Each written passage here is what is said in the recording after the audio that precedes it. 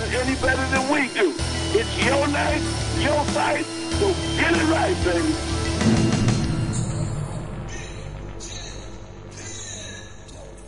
Radio.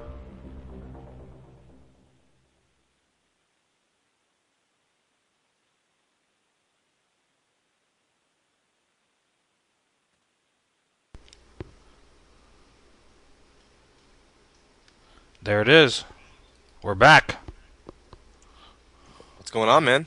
Not much, George. How you been?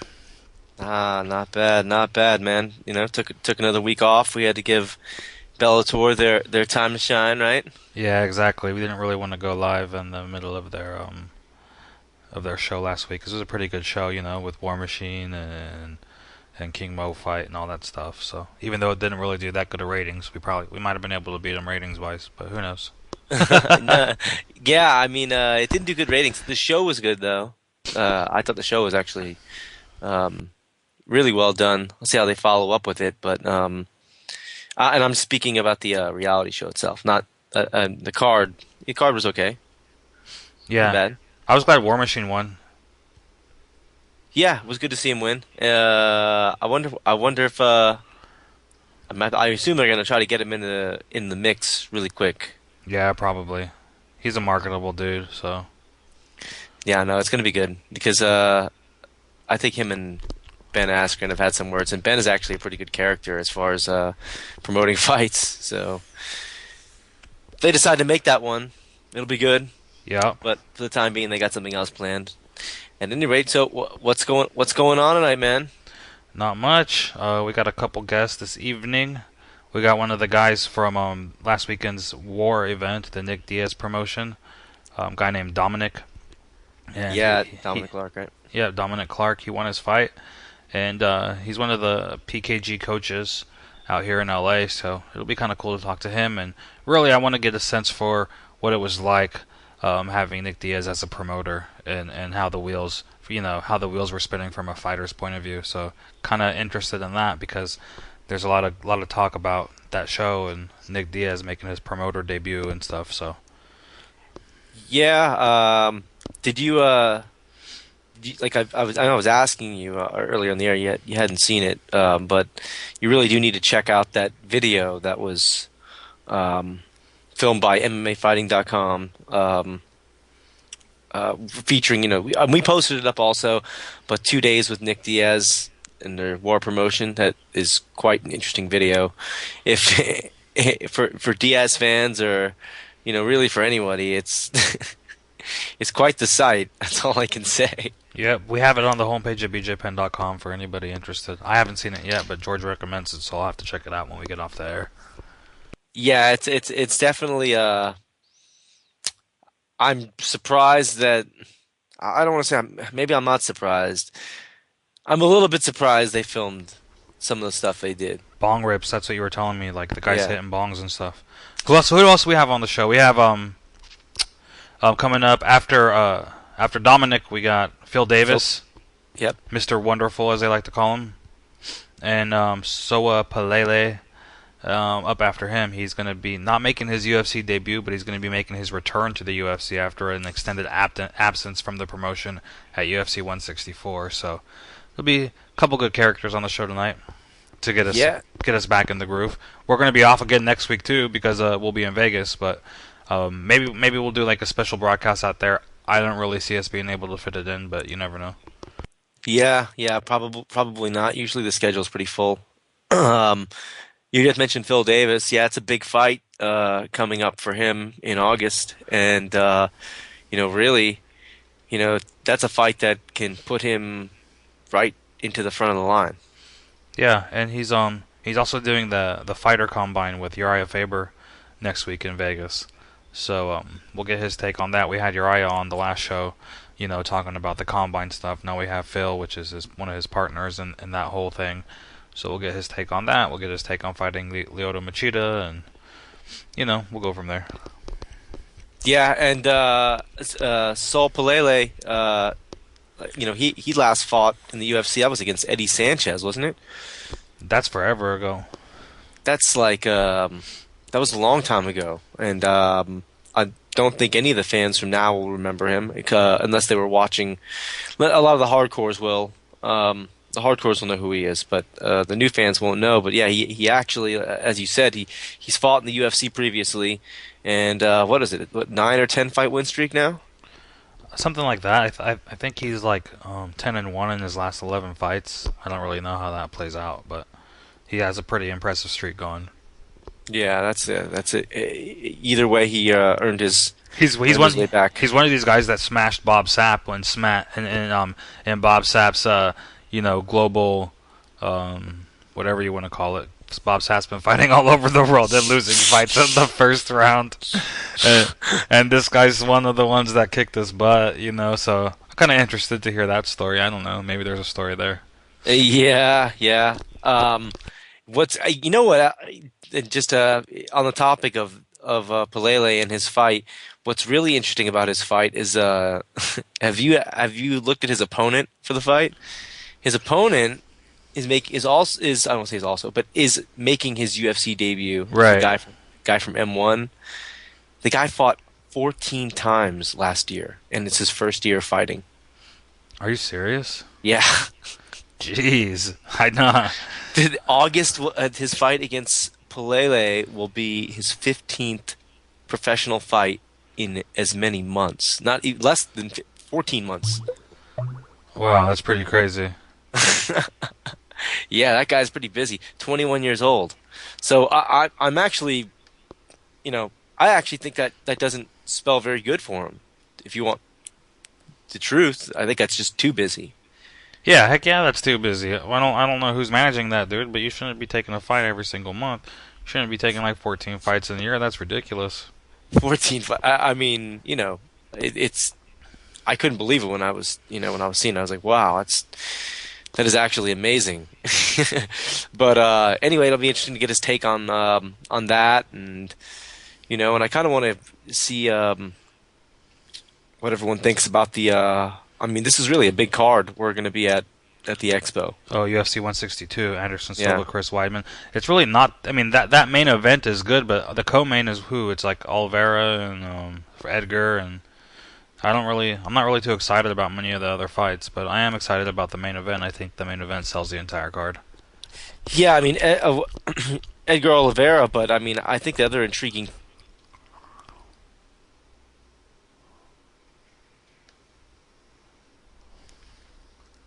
Because you got.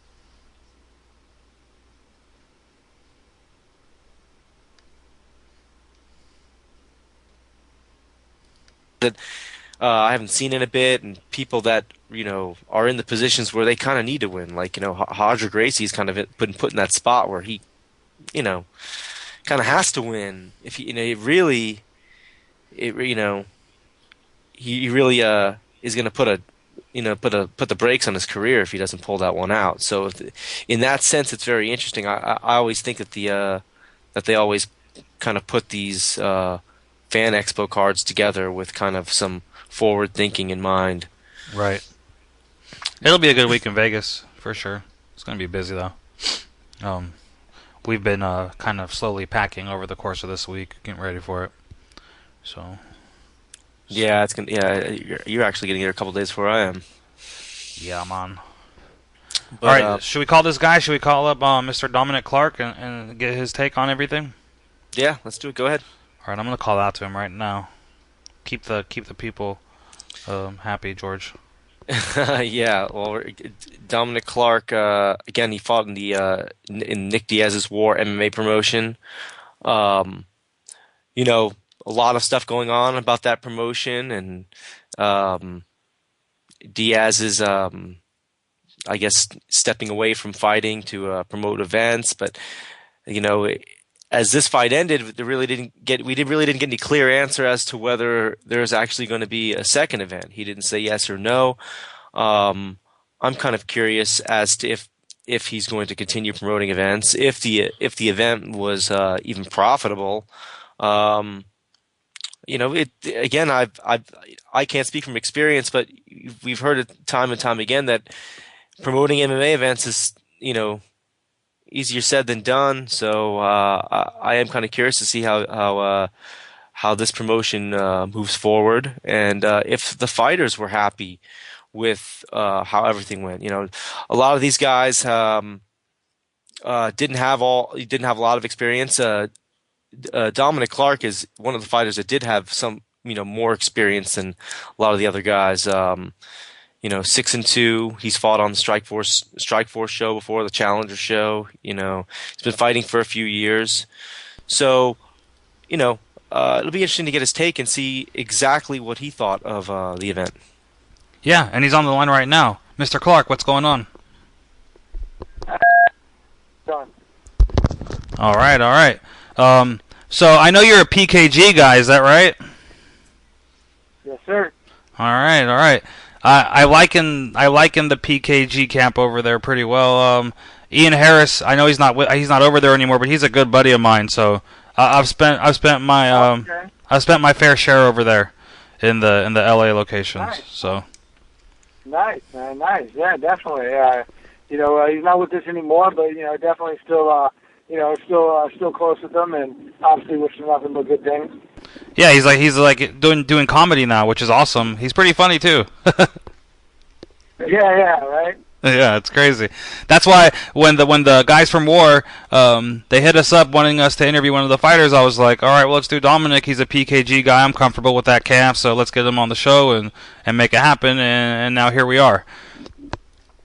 There it is, man. Glad to be on, man. Thanks a lot.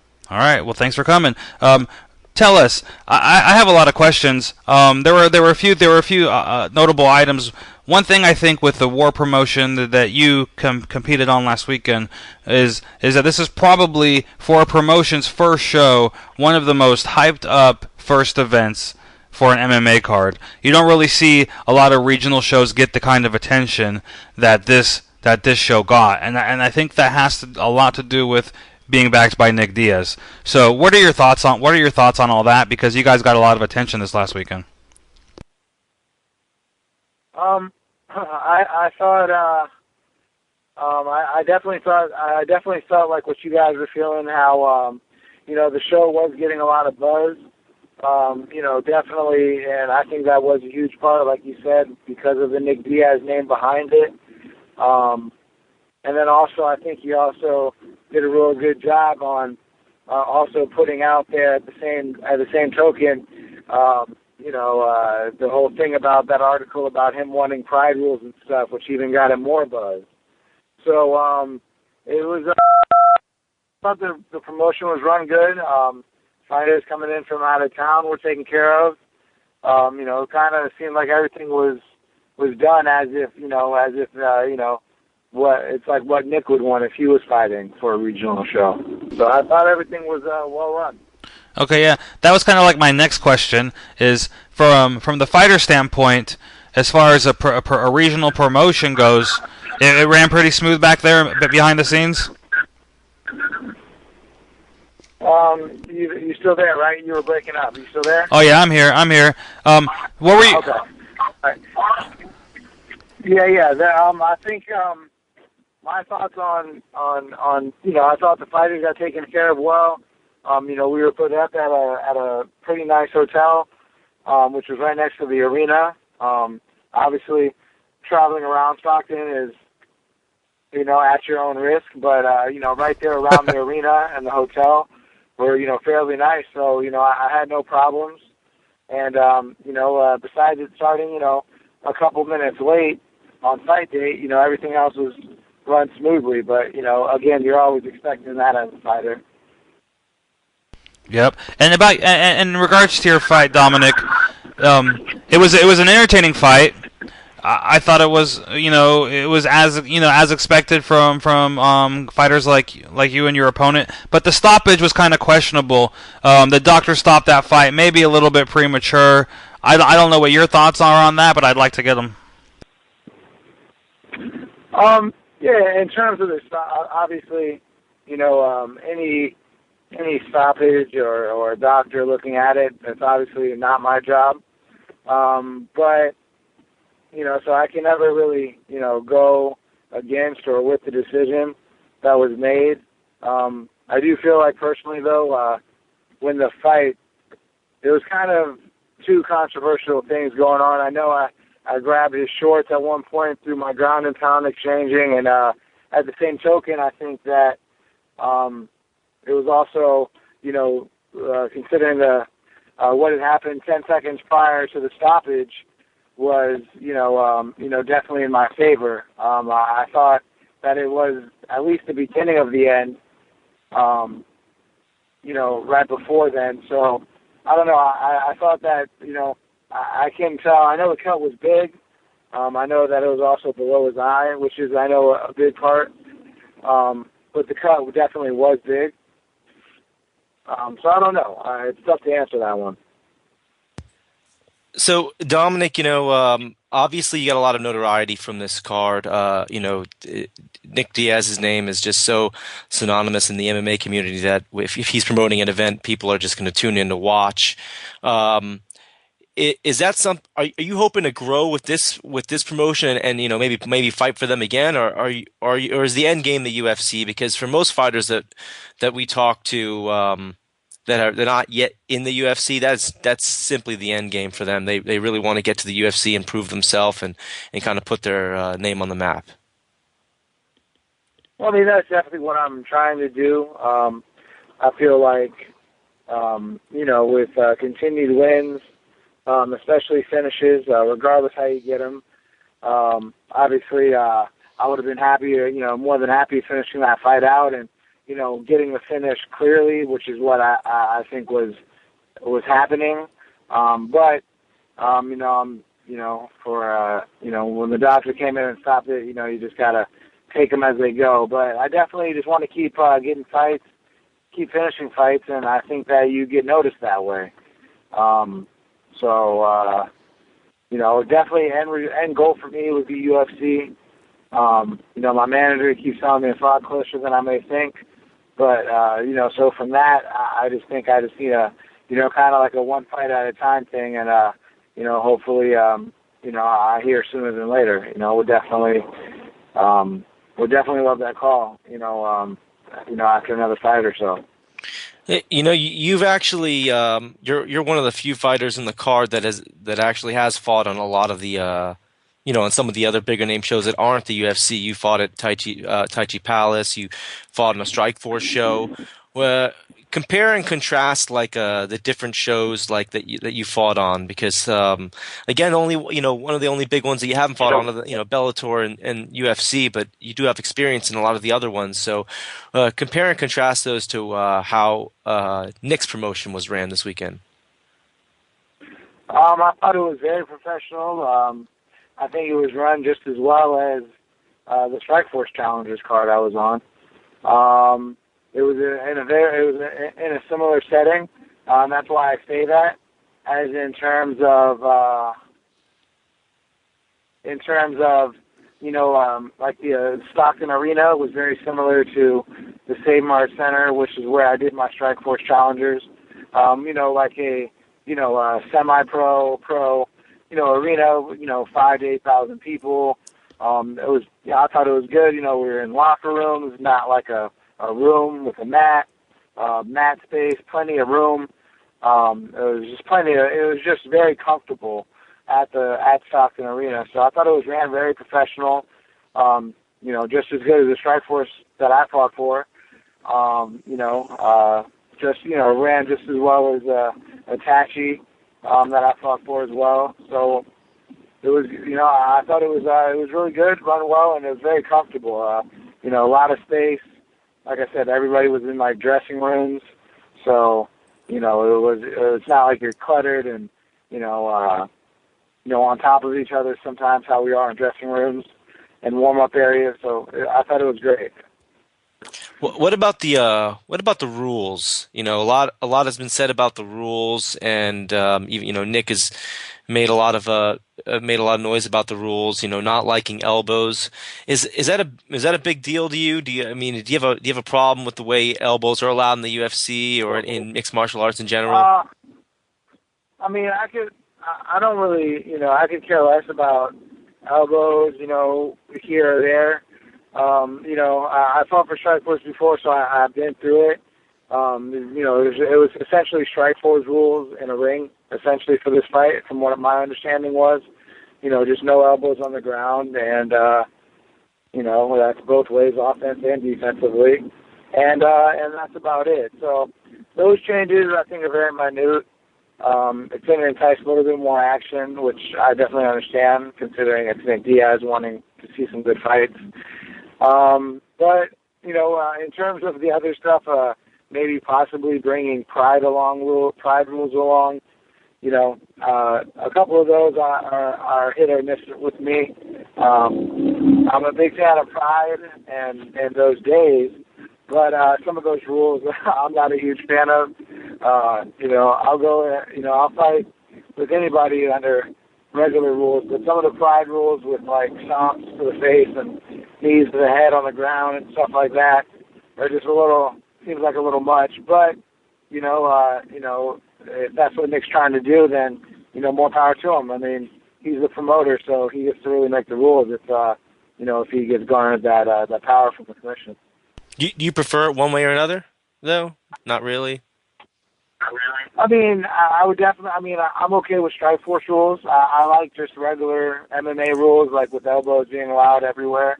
But I'm okay with Strikeforce rules. That really has no change. No change on my mind frame towards the promotion. But pride rules. I mean, I'm not a huge fan of the pride rules, just for safety factor. I mean, our sport's already dangerous enough. Any more ways to either get concussed or, fracture this or, be able to come back from that, I'm not a huge fan of. But, I'm not a big fan of the pride rules. Honestly, I think those were good during its time, and if we want to have the sport stay around to get the notoriety and kind of stuff that we want, then I don't think pride rules are going to help that at all. Makes sense. What about fighting in the ring? Because that's a little bit of a variation from what most MMA fans are used to. It is. I've actually done it. I've done it 2 times in a row now. So it's kind of. I kind of feel perfect to be the one that would talk about fighting in the ring. I think it's different, and I think it's a good different. Just kind of switches it up. You can't really rely too much on clinching and stalling the action like that, because it's very hard to.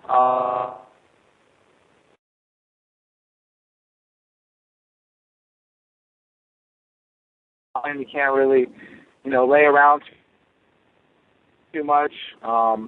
It's tough to get pinned up anywhere, because as soon as you're through the ring, you kind of restart you in the middle.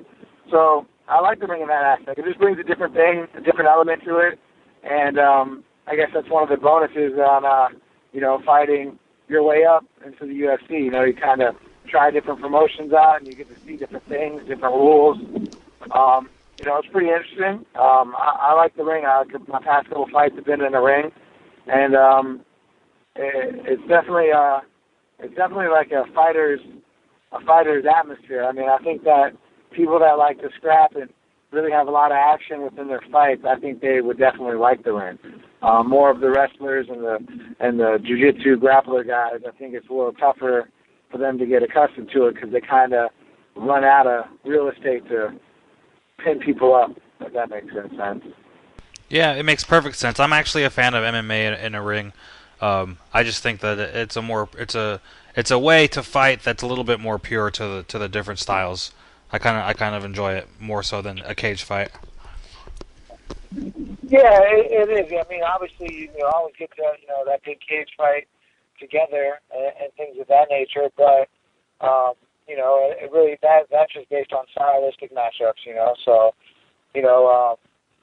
it's just one of those things that presents a challenge, and there's ways around it, and there's ways that different styles can use it to their benefit. It's just it's just kind of sound like a chess match when you're in there.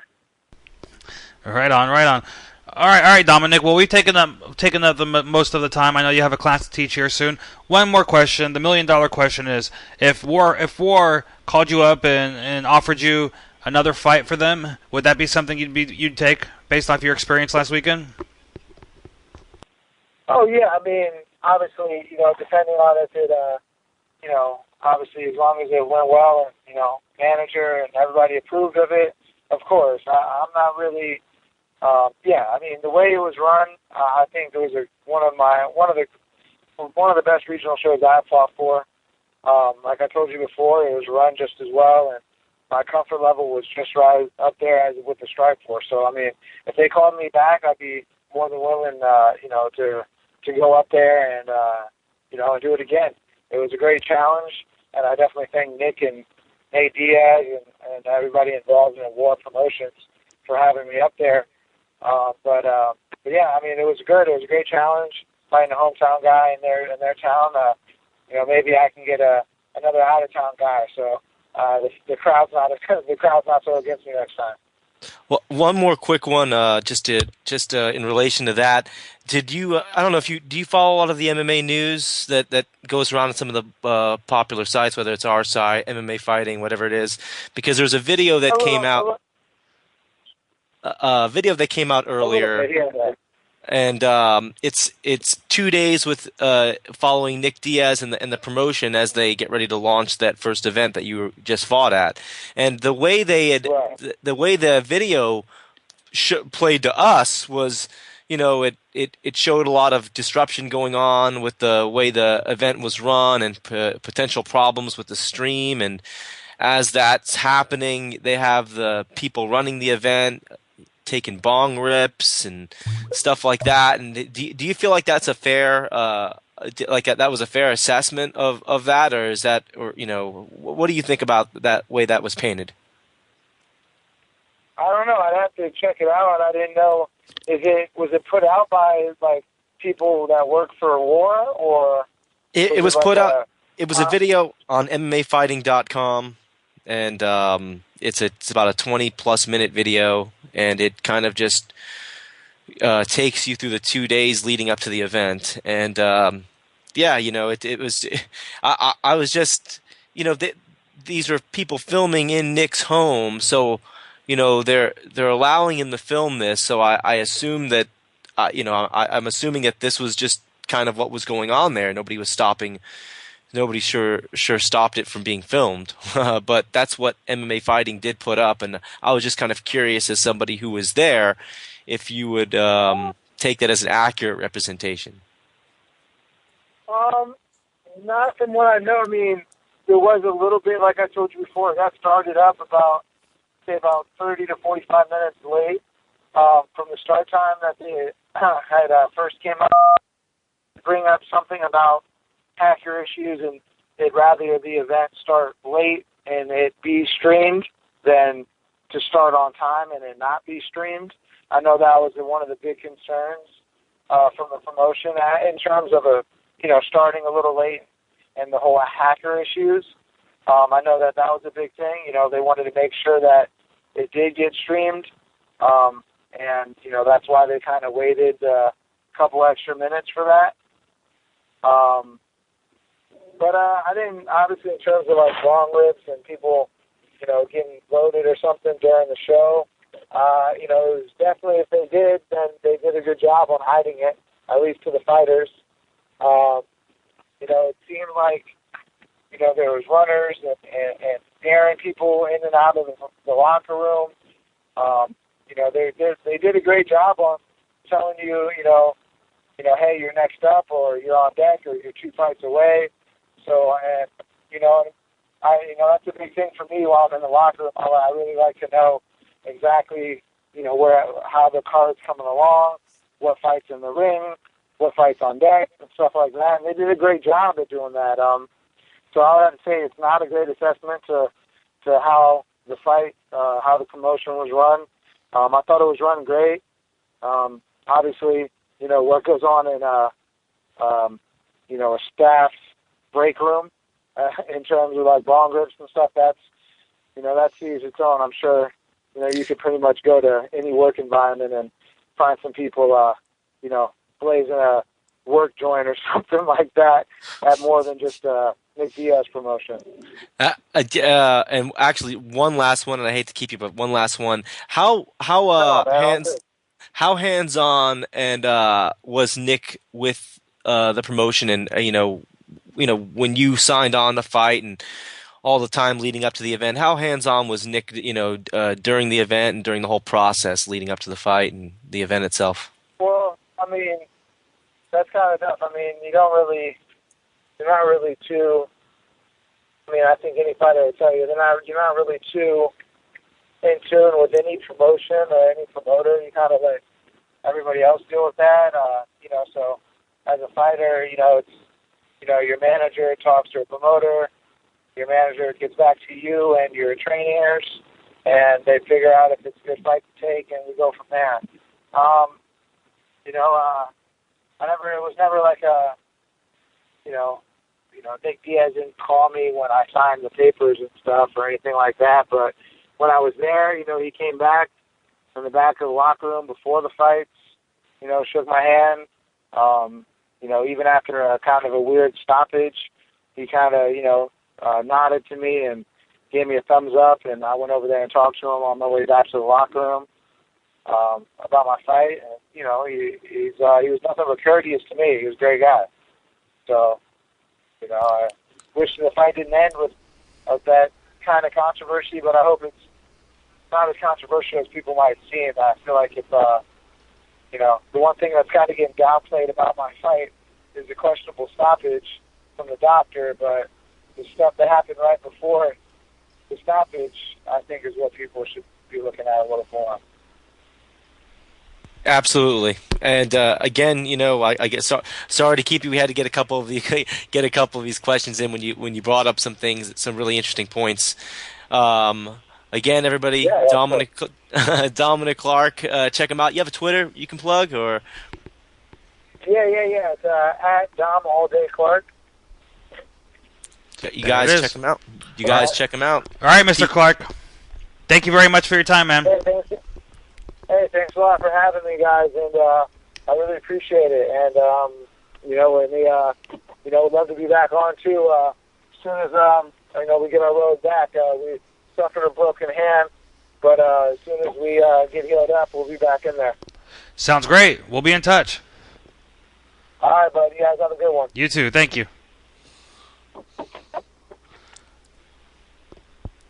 Oh, so what'd you think, man? That's kind of from the horse's mouth right there. Somebody who was on the main card at the event. What do you think? That's exactly what I wanted to know. I wanted to know, with so much hype behind a promotion like War, for their debut show, I wanted to know how it actually ran from the fighters' side, because to me that's kind of really what matters the most. I mean, obviously fans and the fan experience is a huge part, but without the fighters, there's nothing to watch, So sounds like they did good. I mean, they gave him a nice fighter hotel by the arena.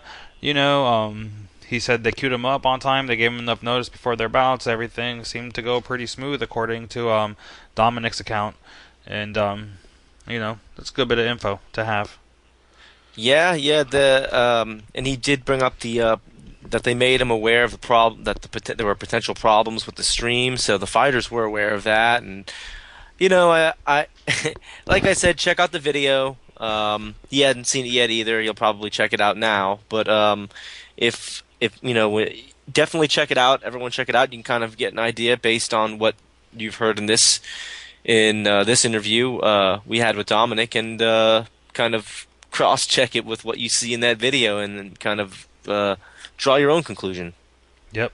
And check out his fight, too. We have it on bjpenn.com. If you just go to the MMA News tab, scroll back a few pages, you're going to see the full event replay for Nick Diaz's War MMA promotional debut. And Dominic's fight was on there. It was a really good scrap, man. It actually was really good. Dominic's the Muay Thai coach over at a gym in LA called Punch Kick Grapple. They call it PKG. It's a very respectable MMA team over there.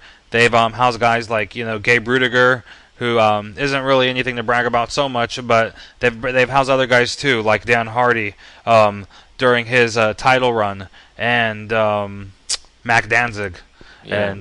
and Chad George, and they have some decent names there. It's a really good gym, and yeah, Dominic's part of the team, so that's why kind of when they gave me the list of guys who were available for interviews, they wanted us to get one of their fighters on our show tonight. I was just like, let's keep it simple. I know the PKG guy's pretty good. I feel comfortable, so let's just get Dominic on. Yeah, definitely a good gym. He comes from a good camp, and we'll see, man. Like I said, the end game is always the UFC, and the way I see it from a fighter's perspective, I don't see how it could be any different. If you're coming up, that's kind of where you want to be, and fighting for a promotion like Nick Diaz's War promotion has its advantages because you are going to get that bit of attention from the media that you will never get from another regional MMA show ever. Yeah, absolutely. I mean, the guy we booked this guy on our show today, so that says a lot. We don't usually use anybody that's not fighting for the UFC, So if it gives anybody indication, our next guest is Phil Davis. Okay, so that's again, when you fight for a major MMA promotion, it's kind of normal to get the media attention and to get those calls, but they got some eyes on them for a regional show, and that definitely means a lot for fighters coming up who only have 3, 4, 5, 6 fights. Yep, it does. I also would like to take a quick moment and shout out to an awesome company in Irvine, California, called Vapor Labs. I don't know. There's this whole vapor movement going on. A lot of vapor pens and vaporizers with these different flavored juices and stuff like that, and it's a really cool technology. One of our good buddies at BJPen.com. In fact, if people remember back in the day, we used to have Carissa Furr as one of our correspondents on BJPen.com. Her ex-boyfriend, a guy named Drew Cockstar, he opened up this company called Vapor Labs out here in Irvine. He hooked me up yesterday with some stuff and a lot of knowledge. I went over there and checked it out. They're not even open yet, but check them out at Vapor Labs on Twitter, or you can even do like a hashtag search #Vapor Labs, and you'll find them. And it's cool, and I recommend it. And those are my buddies. So if you're in the area, check them out. I didn't even know anything about this vapor stuff until I went in that store, and I was kind of like mind blown. Yeah, man. I guess they have all sorts of stuff out now, huh? It's crazy. Yeah, I guess that's a big. I saw a bunch of people using them when I was in New York City too. It seems to be a pretty popular thing now to use these electronic things. Yeah, and what's funny is Mayhem Miller is actually in there all the time in Drew's store, and he has this whole mural he's painting on their far wall. When you walk into the door, you see Mayhem's mural, and he's got all these purple monkeys, a green alligator, and it's like this whole work in progress. But I'm told that if you go into Vapor Labs, that you can actually see Mayhem there almost every single day of the week, and he actually is in there helping Drew out, build the business, and helping customers with their questions and stuff like that. So kind of a real cool spot. I've also seen Rampage Jackson over there. So it's a. I mean, if nothing else, even if you're not into the vapor thing, stop in. You might see a famous fighter hanging out. Yeah, go ahead and hang out with Mayhem. Enjoy George. Enjoy your day. I enjoyed my what was it, Easter one year? Your Easter with Mayhem. Yeah, I enjoyed Easter with Mayhem one year. It was interesting. Yeah. That's all I can say. Yeah. Try bringing him home to your family when nobody knows who he is. Then it's even weirder. Because that guy's a complete nutcase. It's like legit, I know you know. But I'm saying a lot of other people don't. Some people might think it's a shtick. It's not a shtick. It's real, very real. So. Yeah, that dude's a crazy guy. At any rate, I have it on good authority that he's coming out with a new reality show too. Really? Yeah. Where's that going to be broadcast? I'm not sure. I don't ask a lot of questions when I'm just discussing things in private. But yeah, I heard it's about a month out from filming, so people can look out for that. Mayhem's going to be back. That'll be interesting. I was kind of curious where Mayhem would end up if he, not in the fighting game. He's doing a lot of seminars and stuff now, huh? Yeah. Yep. He's staying busy. Making the seminar rounds. Yep. So, we have Phil Davis coming up, like I said. It's actually really interesting. He's actually really interesting in a really interesting situation from a bunch of different angles. Obviously, he's got a huge fight that's gonna, if he wins, will put him, pretty much at the front of the line, I would think. But what if his training partner was to win?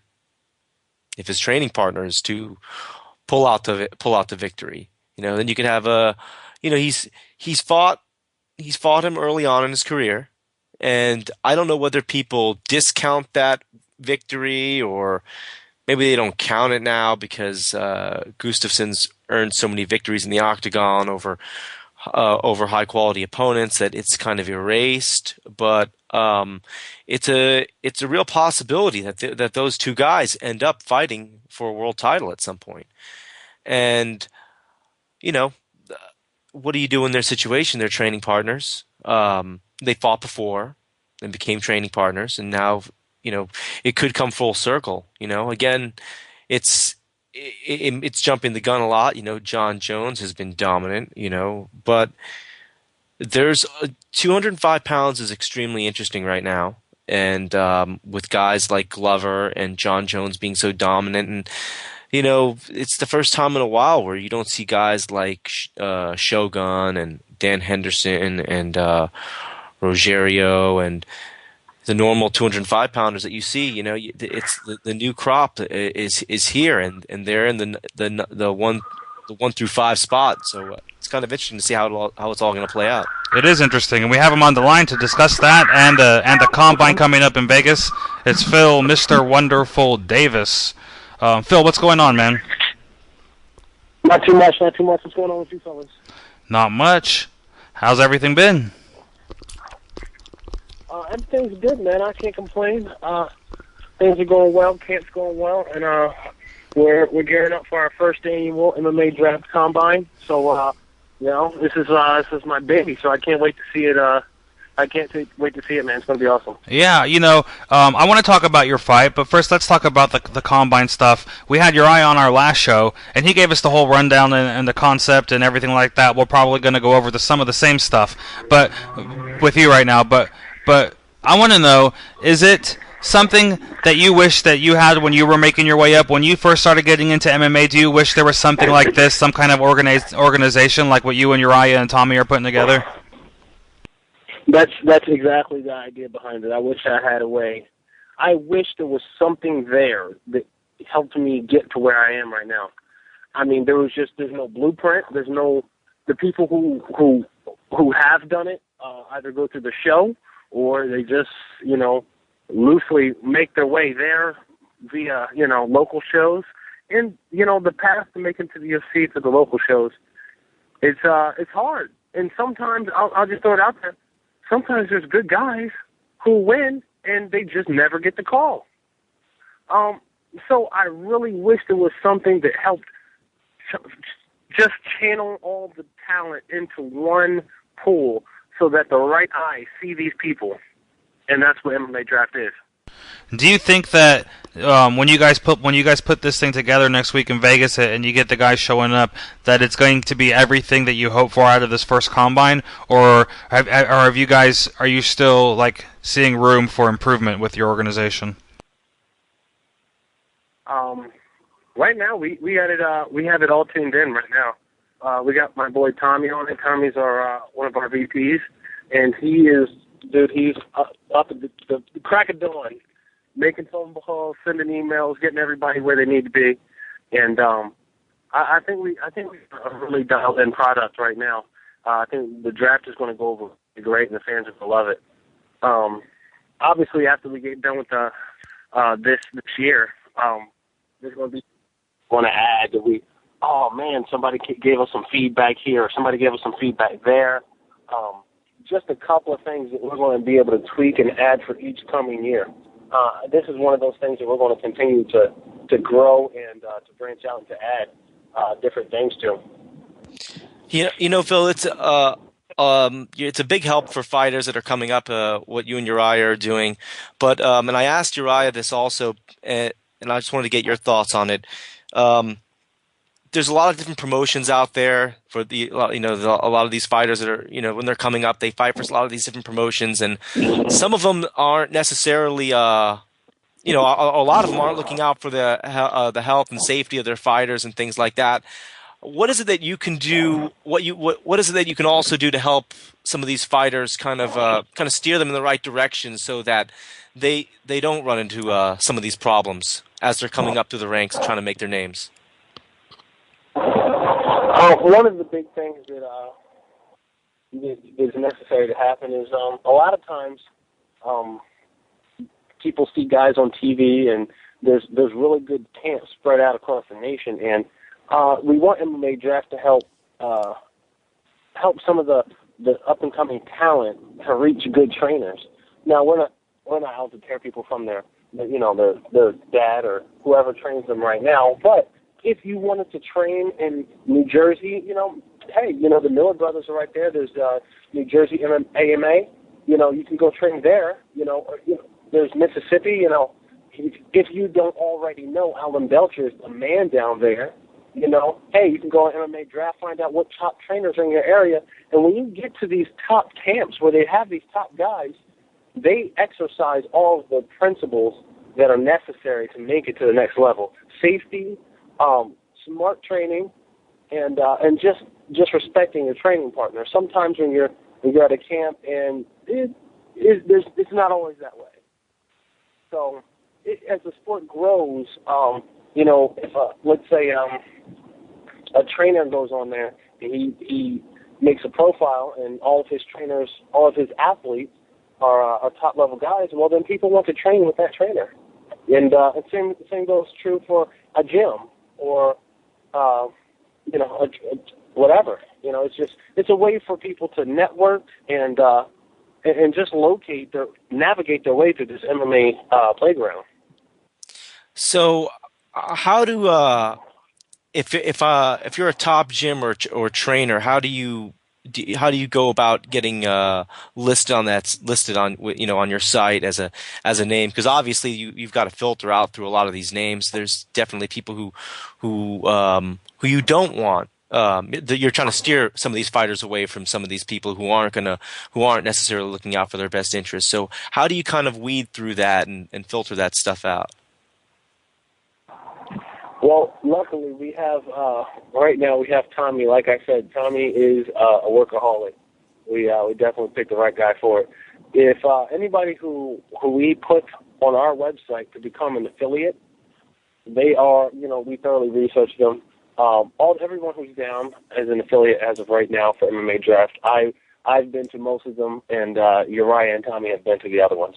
And we're not just picking names out of barrel. We're talking about quality camps that we've been to that we know about. Phil, how did you get it? And that's for the company. Go ahead. It's not. We may not go to necessarily visit every gym, but we're going to check you out, make sure you're in a legit gym before we take the opportunity to send an amateur your way. Phil, how did you get involved with Tommy and Uriah? Because I know the Team Alpha Male guys very well. I've known him for years, and Tommy's is a staple guy behind the scenes there. He's helping Uriah out in every single aspect of his business ventures. But I'm not too familiar with the story on how you got involved with them. So how did you get involved with them in this whole combine thing, and how did that all play out? It all started... I thought it was the first time me and Uriah met, but it was actually the second. We briefly met at an autograph signing. I think it was at like a wrestling event. I think it was a wrestling event, but it was an autograph signing nonetheless. And he was down at the other end of the table. I just kind of, shook hands with him and signed right next to him. Really didn't get a chance to speak with him, but when I finally got the chance to talk to him, I was like, man, how do you do some of the things you do? How are you working with these sponsors that you're working with?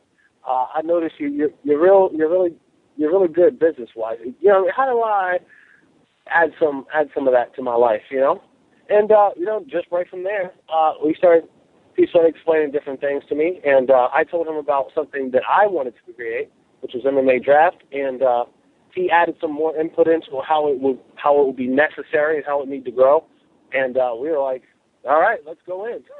Let's go upstairs and let's make this thing happen, man. So and that was it, and the rest is all history. That's awesome. I remember probably around a year ago, give or take a few months here, Tommy hit me up and said, "Hey, we're doing this MMA draft thing. Do you guys have anybody in the Team Penn camp? Some up and coming amateurs that we might be able to start some profiles with." And I've been kind of talking to Tommy and watching this whole thing grow ever since, and I think it's a really cool thing you guys are doing, man. Especially, I'm excited. George and I both we're going to be attending your event in Vegas next week, so I'm looking very forward to it, and I think it's a great thing. Oh, thank you. I just hope that we provide the necessary tools for amateurs to really get the access they need to become seen and to really own this sport, because I think most of the sport is at the amateur level. There's in everyone who logs on and makes a profile on MMAdraft.com. I want them to feel a part of the sport of MMA, whether they're just doing one thing, wrestling, MMA, amateur MMA, jiu-jitsu. No matter what you're doing, you're still a crucial, and you should feel entitled to be a part of this sport. So, and you have a right to be seen for being awesome in whatever you do, and that's what I love about MMA Draft. Amazing. Let's switch gears a little bit for a second, Phil, and we'll jump back on this thing, and we'll plug the MMA draft real good before we let you go. Let's talk about your fight with Lyoto Machida. This is a huge fight for you. This is a fight that definitely gets you back in the mix. Lyoto Machida was promised a title shot. He got passed up on that, but he's arguably the number one contender in your division. You're getting a chance to fight him. Just give me your thoughts on this fight.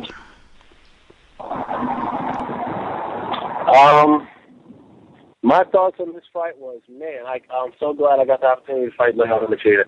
I was really bummed out after I lost to what's his name, man? Who did I lose to? Sugar?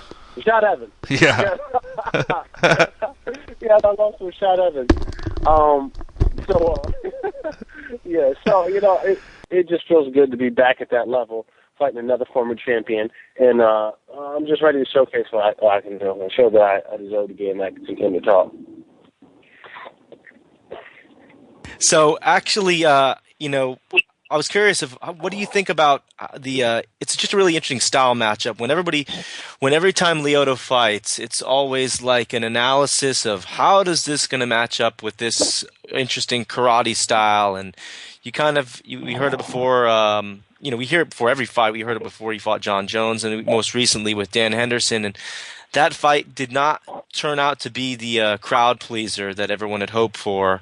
What do you do to, obviously this is a fight, that, you have to win to, it pretty much puts you at the front of the line for a title shot. But how do you balance that out with, making this an exciting fight, but also getting the W? I really hate to say this, but I got to put the pressure is on him. It's not on me. He's the guy who's the number one contender. He's the guy who must win this fight. I am going to win this fight because he needs to win. If he tries to sit back and relax, the opportunity will not happen for him. He better come after me. That's his best opportunity, to come after me. Sitting back and just waiting for things to happen that's not his best. That's just not a winning strategy right now. If he thinks he can eat by a close decision like he did with Dan Hendo, not that I think I'm better than Dan Hendo, but I've already seen that. I've seen it in action. It was cage side. I saw it happen. So I'm not going to let that happen again. How has Phil Davis changed as a fighter since the Rashad Evans fight? Again, we're talking January of 2012, and 18 plus months removed from that. How have you changed as a fighter since then? And what's the major difference between?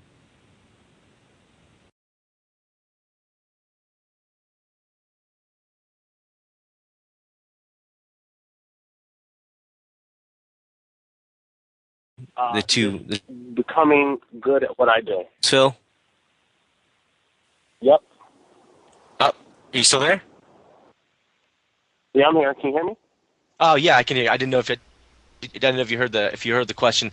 I was just curious of how if you compare and contrast yourself as to the Phil Davis that fought Rashad Evans in 2012. How have you changed as a fighter since then? I've spent the last 18 months in the gym. I've taken very few breaks and vacations. I've just been getting better every single day, and my striking has gotten a lot better. My grappling has gotten tons better. My wrestling is getting so much sharper. Man, sometimes I get in the gym and I say, man, I really don't want to fight me. If I had to fight me, I wouldn't fight me. I think we saw that. I think we saw the improved Phil Davis in your last fight against Vinny. Walk us through that, man, because your striking looked really on point that night. It definitely seemed like an evolved Mr. Wonderful out there, and that was a fight that was, you guys kind of had some words back and forth. So how good did it feel to go out there and perform that way against a guy who was building himself as a real rival to you? Well, I hate to say this, but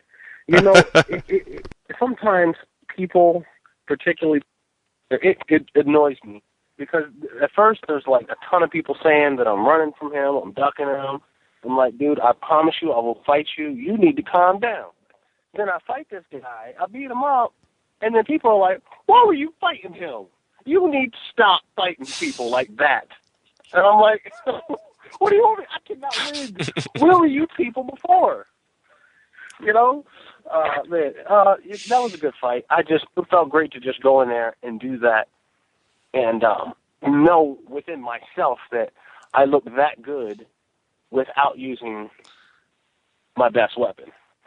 Right, and Vinny's a really good fighter, man. I mean, that guy's no joke. I don't think that anybody can say that he's like even a mid-tier guy. I kind of put him in the upper echelon of the light heavyweight division. I've always been impressed with him, and you made it look easy. So props to you, Mr. Wonderful. I bet it felt good to simply not fight somebody named Wagner Prado. because after you had to fight the guy twice and do 2 training camps for him, so I imagine that you're like, well, good. At least it's somebody different at this point. You know what? Yeah, I thought for a second, I was like, man, they're gonna ask for a rubber match, aren't they? Watch out as far as that goes. I forgot how funny Phil is, man. I forgot how funny you are, bro. It's been a while since we've talked, so it's a pleasure. Yeah, it's been a little while. Yeah. Let's talk about next weekend. Anderson Silva versus Chris Weidman. Quick prediction. That's the talk of the town. Everybody's going one way or the other. What are your thoughts on that fight? I'm gonna go with my wrestling pride. I'm gonna go with Chris Weidman. I wrestled the man when he was 14 years old. Okay. And he looked the same way he looked now. He looks exactly as big. So I'm going with Chris Weidman, boy beast. He was a 200+ pound 14-year-old? That is correct. Confirmed. All right, Phil. What about Gustafsson versus Jones? Because that's a fight in your division. It's a guy you're very familiar with, Gustafsson. You not only have you fought him, but you guys trained together. So, what are your thoughts on that fight? How do you see that playing out? I'm sorry, I couldn't hear you. You were breaking up a little bit. Okay. Prediction on Gustafsson versus Jones, because I know you're familiar with Gustafsson. So I want to know what your thoughts are on that fight. Oh yeah. I think I'm going with the challenger on that one. I trained him. I know him. I'm putting my money on the challenger. Well, there you go. Now let me ask you this, man, because that's where it gets a little more complicated. If your prediction is correct, and then you walk away with the victory against Lyoto Machida, is there anything the UFC is going to be able to do to get you to fight Alexander, or is that just completely off the table? Well, I wouldn't say there's nothing they could do. I'm sure they could make it worth my while. No. Yeah, I fight him, and he knows that. It's not like, you're screwing me. You're my training partner. No, it's what we do. We're out here trying to be the best, and every day we're in the gym, we're trying to be the best. So no, there's no hurt feelings there. Awesome, man. That's a real refreshing attitude to take, Phil. I know you guys have fought before. You obviously won the first fight. So I'm sure there's part of Alexander, that would say, hey, you know what? I wouldn't mind trying to get that loss back, anyways. So it's a good storyline there. Oh, absolutely. Yep. Absolutely. All right. So let's get back on this combine thing before we let you go. We won't take up too much more of your time, but let our listeners know any of the prospects out there. Is it too late to register for this thing and try to get in? And two, if it's not, how do they do it? How do they find you guys? What's going on? You know what? We are, because we stopped our combine we capped it at 100 participants. And we are all the way to capacity with a week and a half before the combine. This is, like I said, this is going to be a serious event, and we're going to give the guys that we have all the maximum media attention, and next year is going to be even bigger. Please do not wait. When we open up for registration, please get on it. I'm very, very sorry to anyone who wasn't able to register this year. Man, it's going to be an amazing event, and next year is going to be even bigger, even better. We'll make twice the amount of time and double the amount of space. We want to get as many people through the combine next year as possible, but we stopped at 100 this year, and next year is going to be even more amazing. So, still come, still check it out. This year you're gonna have to be a little bit salty, a little bit jealous, and come back next year for the MMA Draft Combine. It's going to be fantastical. There it is. And give us one quick reminder to our readers, Phil. Where is it at? What time? The location? All that stuff. Yes, it is at the UFC Expo in Las Vegas. It will be from, I believe, 11 a.m. till 2 p.m. on Saturday. Is that the 6th or the 5th? It would be the 6th. It is the 6th. I'm sorry. Don't mind me. I am pretty organized. My brain is just whatever. I just got done training. Give me a break. I get punched in the head for a living. That's my comeback for everything. Right on. But seriously, my brain's a little fried here. It's Saturday, July 6th. It will be from 11 to 2 p.m. It will be in ballroom. I'm not sure if it's ballroom B, but we will have plenty of signs and personnel to direct you to it. So. Please come. Please be amazed, and I will see you there. And this event, is it open to the public? Is the public allowed to come in and check it out, or how's that working? Absolutely. Okay. Absolutely. As a matter of fact, if the public comes, we are offering free smiles to everyone. That's amazing. As a complimentary gift. We'll see if Tap Out is passing those out. Yeah. We're the only ones with them, bro. We're the only ones with them. Right on. All right, Phil. Well, man, thanks for coming on the show. Like I said, we're going to be there next week at the Combine. We're going to be covering it for BJPenn.com, both George and I. And so we'll see you next week. And don't be such a stranger, man. Come back on. You guys didn't think I was funny. That's why you didn't invite me back on. You're like, I don't want to bring Phil on. He's not funny. Yeah. You crazy. All right, brother, man. Well, thank you so much for your time tonight, and again, we'll see you next week. Cool. Thanks for having me, guys. Later. Yes, Phil Davis fights Lyoto Machida this August. He is funny, dude. I forgot how funny he was. Yeah, man, he's hilarious. I'll tell you a story about Phil. I didn't want to bust him out while he was on the show with us, but we were in some city, in some fight town, at some UFC event, and he was fighting on it, and I was sitting downstairs at the bar. It was a morning time. I was grabbing breakfast in the hotel, and Phil comes and sits next to me. And we had kind of known each other a little bit, right? But I actually 100% remember this. All right, so we kind of know each other a little bit, right? But it was just so he sits down. I was a familiar face, and I was already there. So he sits down next to me, and the bartender comes up, and she's like, "Well, what will you have, sir?" He goes, "I just like a bowl of fruit and a Diet Red Bull." And he was in the middle of weight cut. I think it was the day before weigh-ins for his fight. And so we're sitting there shooting the shit, and he's eating his small little bowl of fruit, right? That's all he gets to eat. And he's drinking his Diet Red Bull. And he's like, "Hey Pedro, would you like a Red Bull, man?" And I was like, "No, I don't really do those caffeine drinks. I'm not really into Red Bull and stuff like that." He goes, "Well," he's like, "Can I get you one anyways?" He's like, "Because I'd like to just have half of it." Because he was trying to cheat. He was trying to get a little cheat in. You know what I mean? And I was just like, well, if that's the case, yeah, I'll take one. He goes, okay, cool. So he asked the bartender. He's like, bartender, can I get one regular Red Bull for my friend here?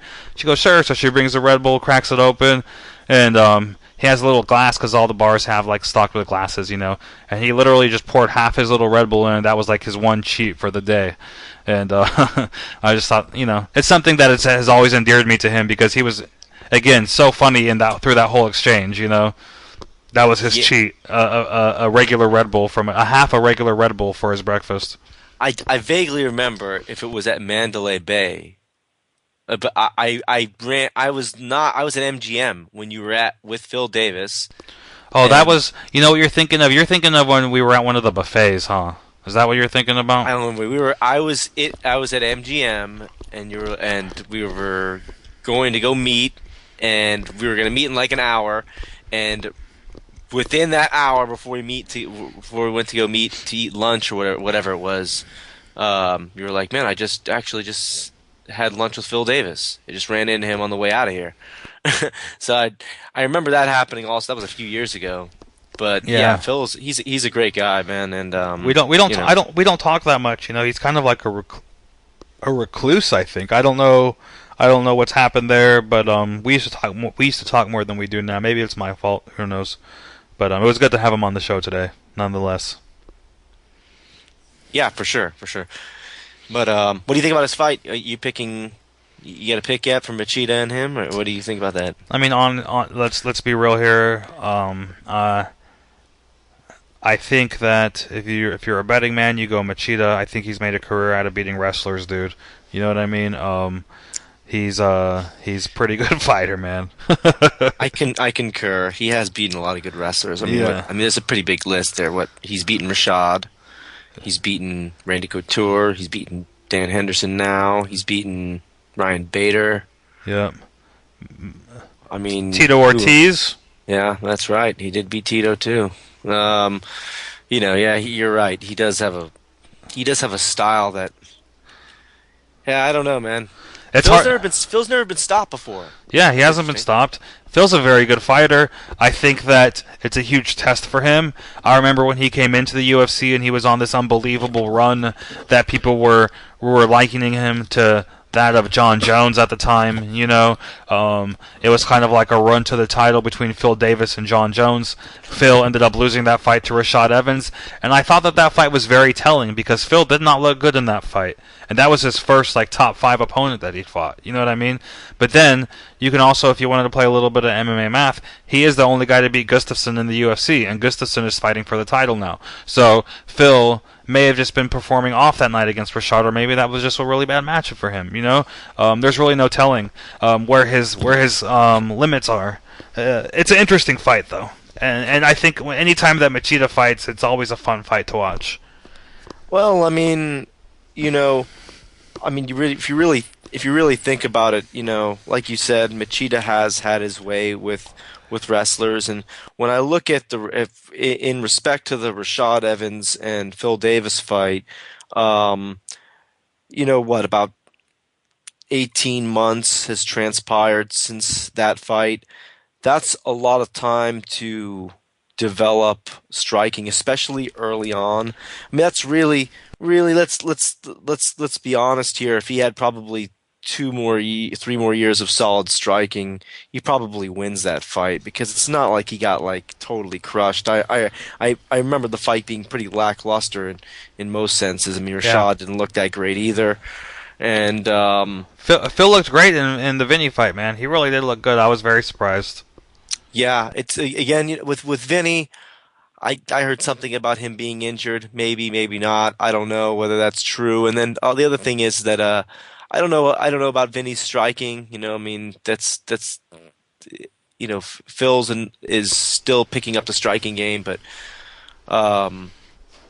he's not like that unseasoned of a guy. He's got 12 pro fights, most of them in the UFC at this point, and he's been fighting since 2009, 2008, since he graduated from and won D1 title at Penn State. It's 5 years, 5+ years in the game to sit here and kind of get acclimated to things. I guess I'm kind of curious as to what kind of strides. That's why I asked him what kind of strides he thinks he's made since January of 2012 to now. When you're early on, it's really, really, the strides you make and advancements you make in terms of skills gets really big. And as you kind of get more seasoned, those improvements aren't as dramatic. So we'll kind of see where Phil's at very shortly. Yep, that's true. We have about 20 minutes before we get Mr. Palele on the air. He's in Australia, so we didn't want to bug him too early in the morning out there. It's actually Thursday morning to them right now. So oh yeah, that's right. Yeah, we have a little bit of time to kill. Let me get your thoughts on the you brought it up to him, so let me just get your thoughts on the Jones and Gustafsson fight. Is that really the whole? They're making it out to be, this is we finally get to see the whole reach thing. But is that kind of how you've seen it? Well, Jones still has like an extreme reach advantage over him, right? Like an 8-inch reach advantage over him. Anyways, their height is equivalent, but the reach is still like in Jones's favor. And so I think that maybe the reach gap closes a little bit, but I mean, until you get a freak of nature with these gigantic long, ostrich arms or whatever, eagle arms, whatever you want to call it. I mean, you're not going to see the reach gap close with Jones. I think it is an interesting fight because I think that Gustafsson uses his height and his range well, and I think that he's pretty like I don't know. I want to say he has good footwork, which he does, but it's more than that. He's kind of got like the speed, kind of swag out there on his feet that may or may not pose some problems for Jones. I mean, I don't really know, dude. I think that Jones is going to win that fight, though. I think that it's an interesting matchup. If you really wanted to play devil's advocate, you can kind of build a case for Gustafsson that he has a shot at that. But I think at the end of the day, nah, not really. I think Jones is here to stay, bro. I just see the comparison made a lot in terms of like, oh, well, here's a really tall guy at this weight, and so he's like John Jones. I heard Aoki, or Aoki, his manager, saying something about that, like, well, at 145 pounds, he's like John Jones. No, dude, you're not like John Jones at 145 pounds. John Jones is a freak athlete. Has anybody seen the way that guy can jump? The way he can sprint and run? He's a freak. He's not just like this big, long guy. He's a freak athlete. Those are like the guys like him. They just don't come across and want to play MMA. Guys like him usually go to play other sports, and so you're seeing that kind of like, I don't want to say for the first time, but you're kind of like you're definitely seeing something different with Jones, and he's not. Gustafsson can be as tall or whatever it is, but Jones is just a freak athlete. Is what I see. He's a great fighter, and his skills have gotten good so quickly because he is a freak athlete, because he's that good. And I don't know. Where's this? Sky's the limit for him. I don't know. Is Gustafsson the kryptonite? I don't think so. I agree with you on that one. I don't see it. I just think that Jones is a different animal. Even when you're talking about height and reach and whatever, you can find a guy who's as tall and as good of reach, and he's still going to lose because Jones is just better. Yeah, I mean, don't get me wrong here. I would be thrilled if Alexander Gustafsson beat John Jones. Okay, I'm not really a Jones fan. I'll be honest. But as much as I hate to admit it, I just don't see the kid losing. I think he's only getting better, which is scary, and he doesn't really have any real losses. I mean, his one notch on his record is that Matt Hamill fight, which he was completely just destroying the kid, and he got the DQ on that fight. But I mean, I don't think that riddle is ever going to be solved. My opinion is this: that if Anderson Silva fights John Jones, Anderson Silva loses too. And it pains me to say that, man, but unless I think John Jones, as long as he stays focused and he stays in shape and he trains and he stays sharp and he doesn't let the fame get to him and all his success get to him and build this like monstrous ego. I mean, the dude's untouchable right now. I don't see anybody out there that can beat him. Yeah, I disagree with the Anderson Silva thing. I think Anderson Silva beats him, but Anderson Silva, to me, when I watch him fight, I just see a guy that is just so far beyond everybody else, like in terms of technique. And He is, but his weakness is takedown defense. And I mean, don't get me wrong, the guy's on a 17-fight win streak, but I mean, if a guy like Travis Lutter can take him down and get in the full mount, I don't see how John Jones can't do that same thing. The difference is John Jones has razor blades surgically attached to his elbows that like finish fights. All I'm going to tell you about that is that John Jones wrestling is he doesn't shoot from the outside. He is a guy that will clinch to take you down.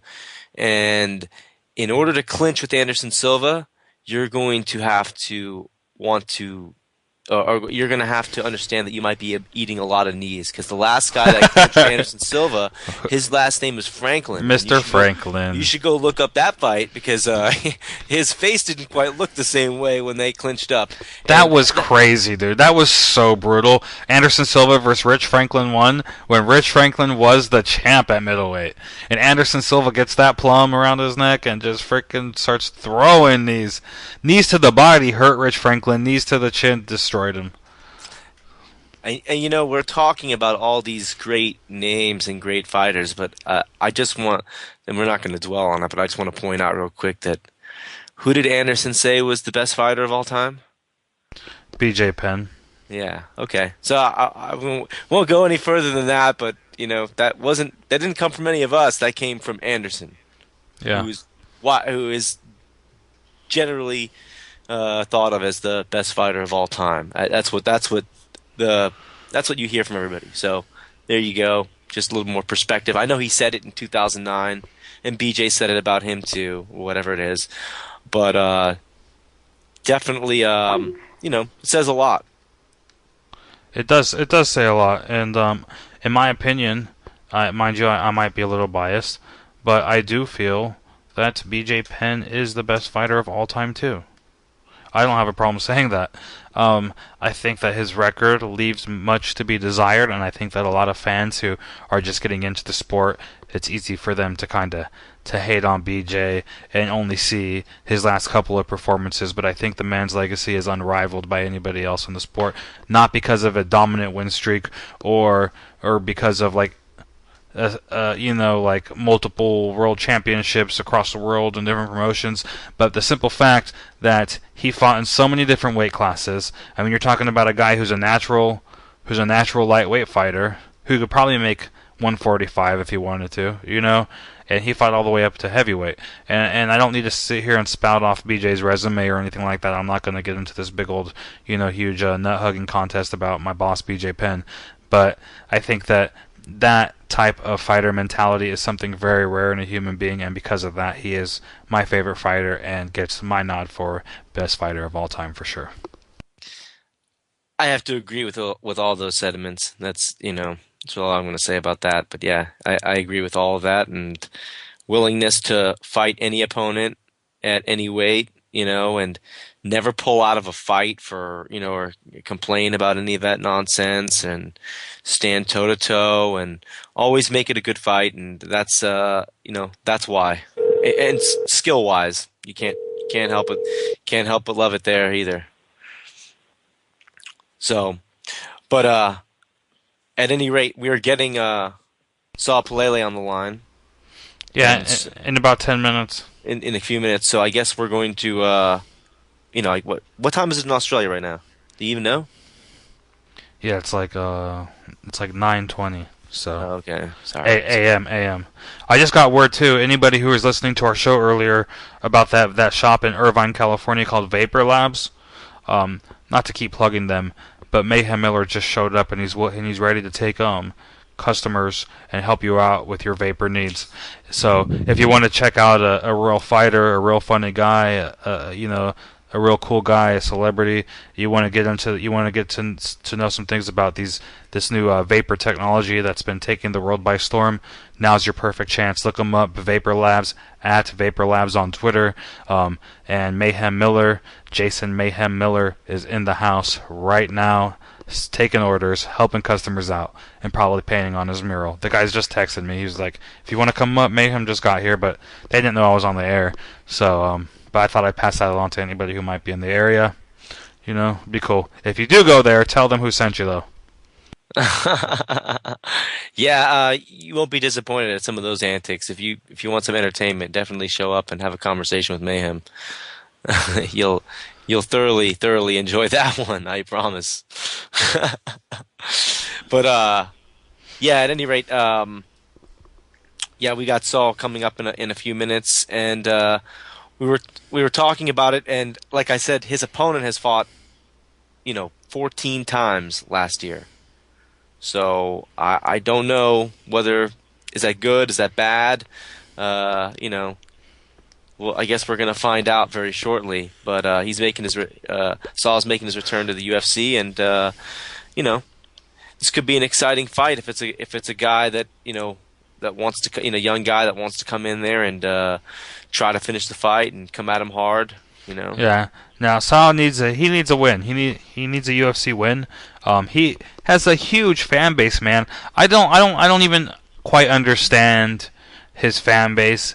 But in Australia, this guy is like the man. I think that he's he's definitely one of the top fighters coming out of that country, and he's been fighting for a very long time. His tenure goes back to the Pride days, even. He opened up his career, I think, with like a really massive win streak. He was a heavyweight that was just dominating fools overseas, and he's had some kind of mixed results since then. But again, like we said in the beginning of the broadcast, he's 10-1 in his last 11 fights.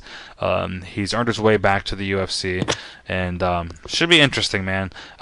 If he fights half as good as his fans say he is, then we can probably expect big things from this guy. Is he? Do you know the level of popularity in Australia as opposed to like a guy like Soteropoulos or a Hector Lombard or somebody like that? I don't, man. But all I know is that he has a lot of fans out there, for sure. I'm actually surprised because I've always heard the name and I've always, been familiar with some of his fights. But when we announced that we were going to have him on the show, we got a huge reaction from people, So I guess he's more popular than I gave him credit for. So it's gonna be interesting to talk to this guy. Who are the let's see, let's name off some of the big name fighters that have come out of Australia. Obviously, you can spout off the number one guy, that the most popular, at least in recent memory. I would have to say is Mark Hunt. Yeah, Mark Hunt for sure. Hector Lombard, George Soteropoulos. Who was Ebersol? No, Ebersol's not in Australia. He just fought Chris Lytle in Australia. Oh no, Ebersol trained in Australia though. You're right. He did. But he's from America, but he kind of made Australia his home. You're right. Right. So, where is that dude, anyways? I don't know. Brian Ebersol. Is he fighting? Man, there's so many fights on the on these cards now that it's hard to keep up with everybody. Yeah, the Harrow. I thought that was always funny, man. The Harrow, the way he puts shaves his chest hair in the arrow in different patterns. Yeah, that's right. He hasn't. I guess was he released? He must have been released because he hasn't fought in a while, or unless he's injured, or I'm not sure. I don't think he was released, but yeah, he hasn't fought in a while.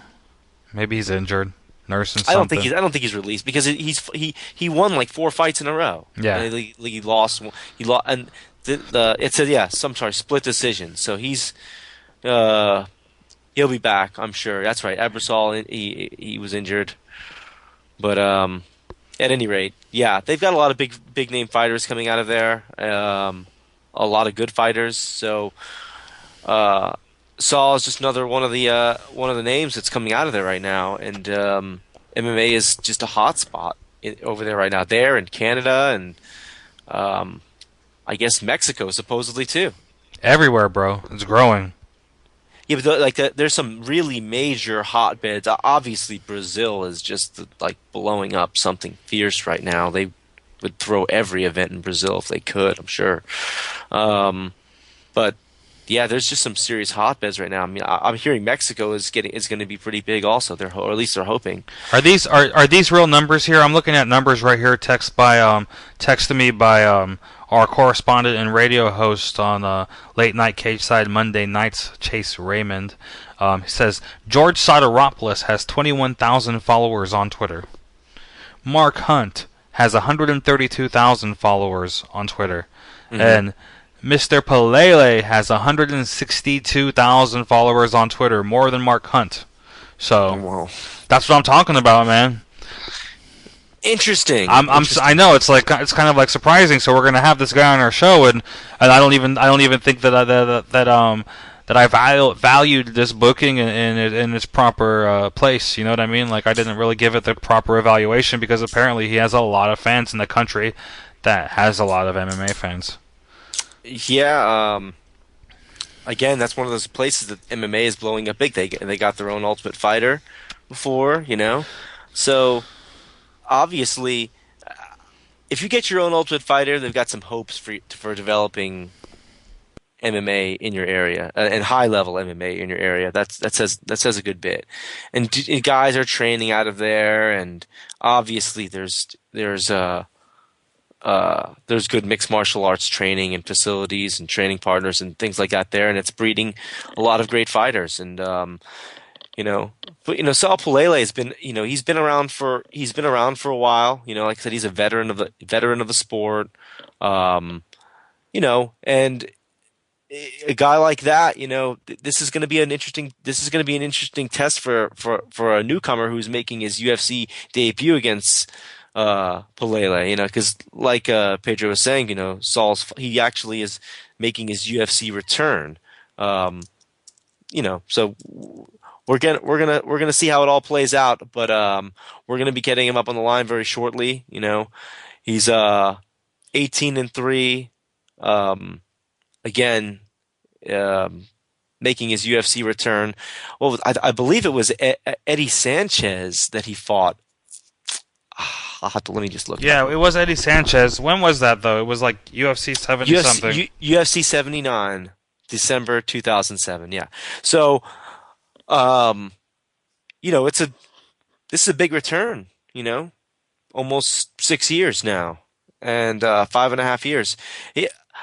Another notable name on his record, and we'll have to get his thoughts on this, is Daniel Cormier, because he fought Daniel in Daniel's 6th professional fight, and obviously Cormier now is one of the best in the world, widely regarded as one of the best in the world.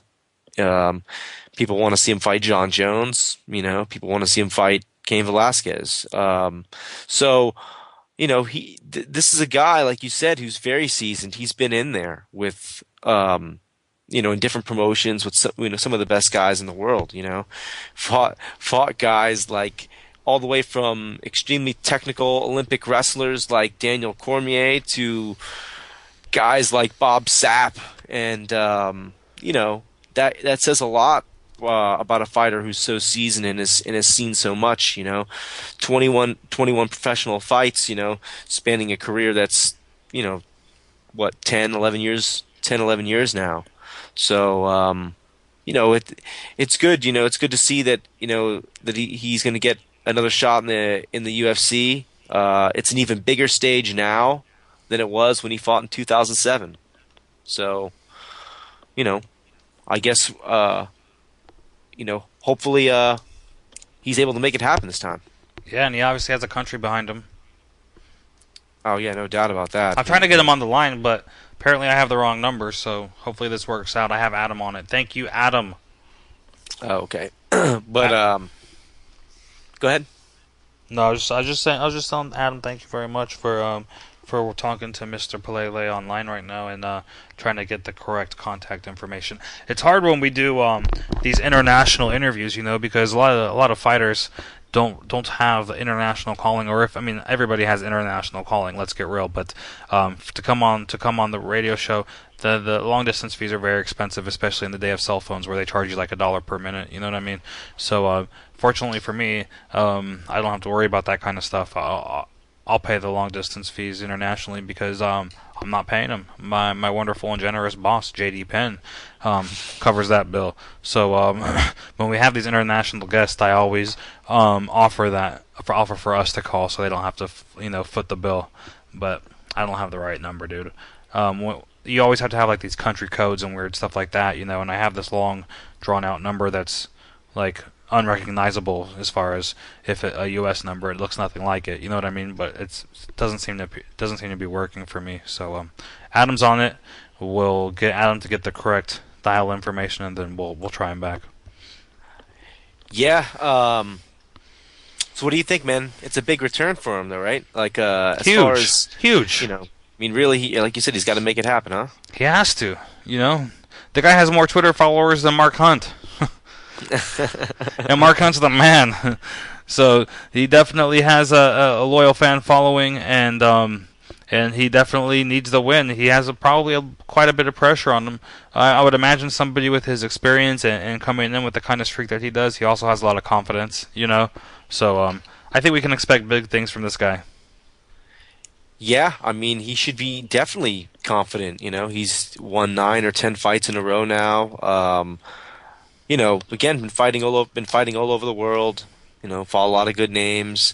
As I look through the record, since the loss to Eddie Sanchez in the UFC, and that was in 2007, the only loss he's had has been to Daniel Cormier.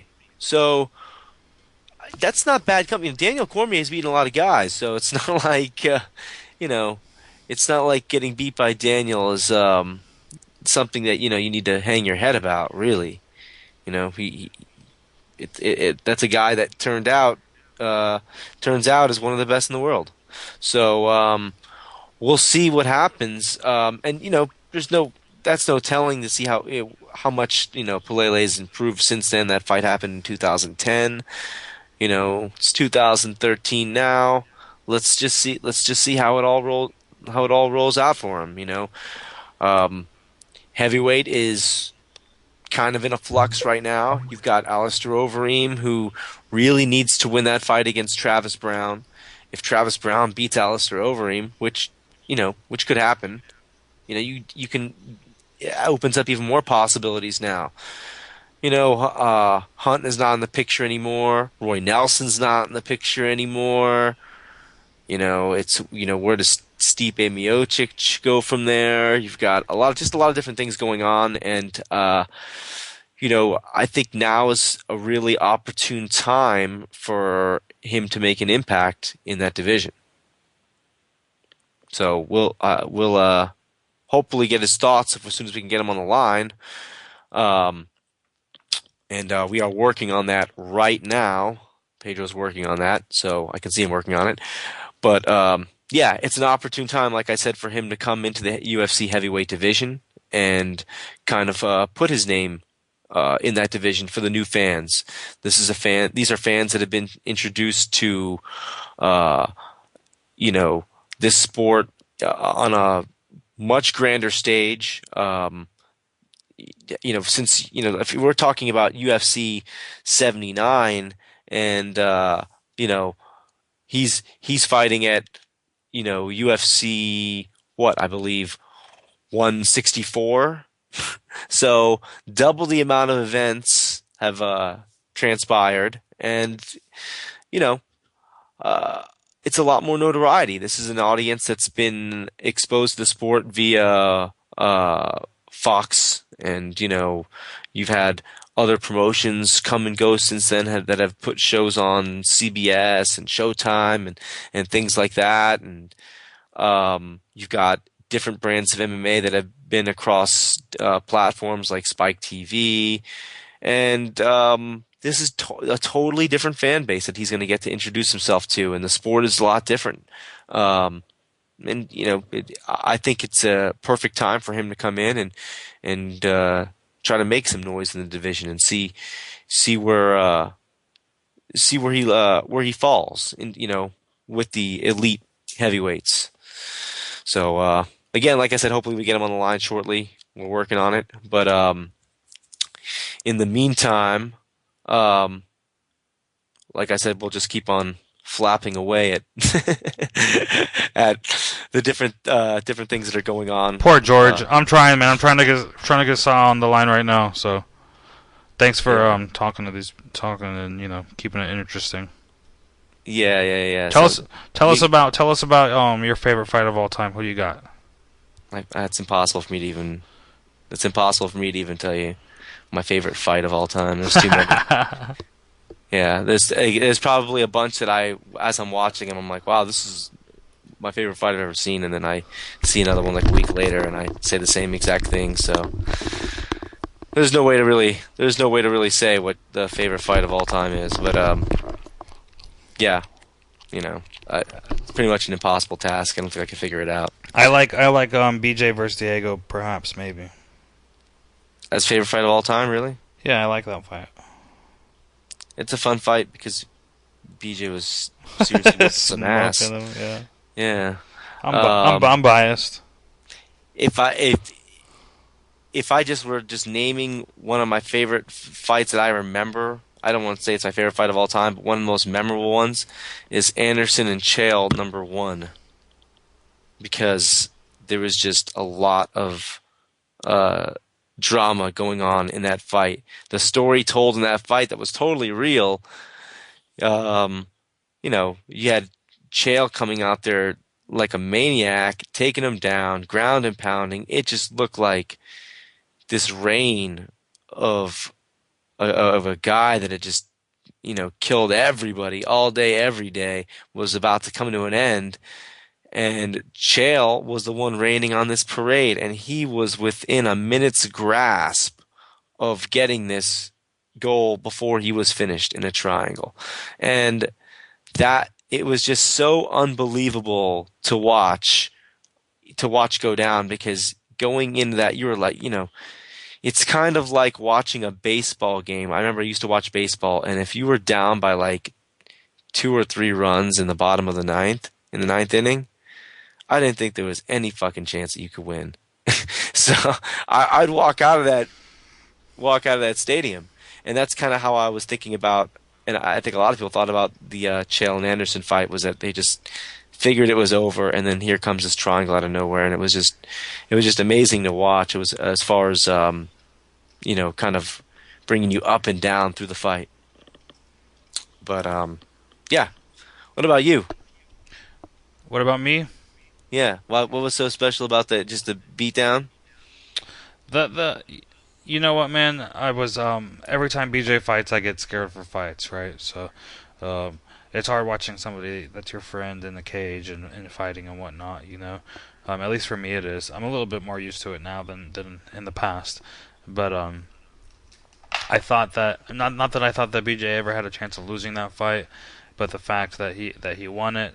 And dude, I mean, from the opening punch knocked Diego out. I think that if BJ would have just thrown that one punch and walked away, and instead of swarming him, the ref could have stopped it, because Diego was out after that first punch.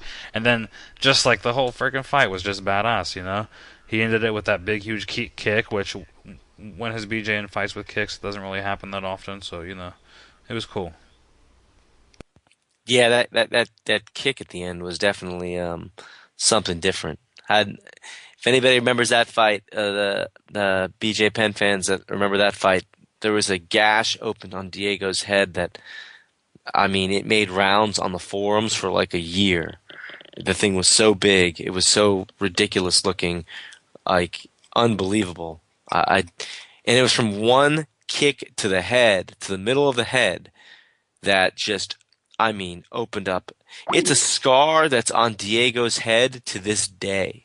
It's still there. It's I'm trying to remember another one that people remember is when Cain Velasquez cut open Brock Lesnar when he won his UFC heavyweight title in Anaheim. And during that fight, he opened up that big cut and it left a huge scar there on Brock's face that's visible to this day.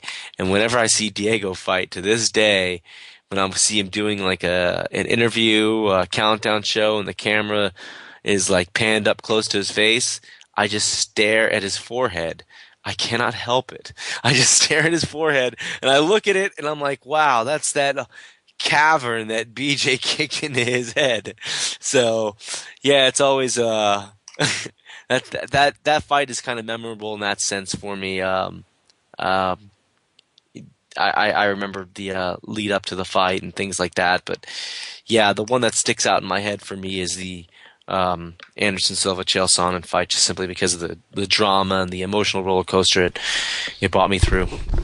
Oh my god, the first one?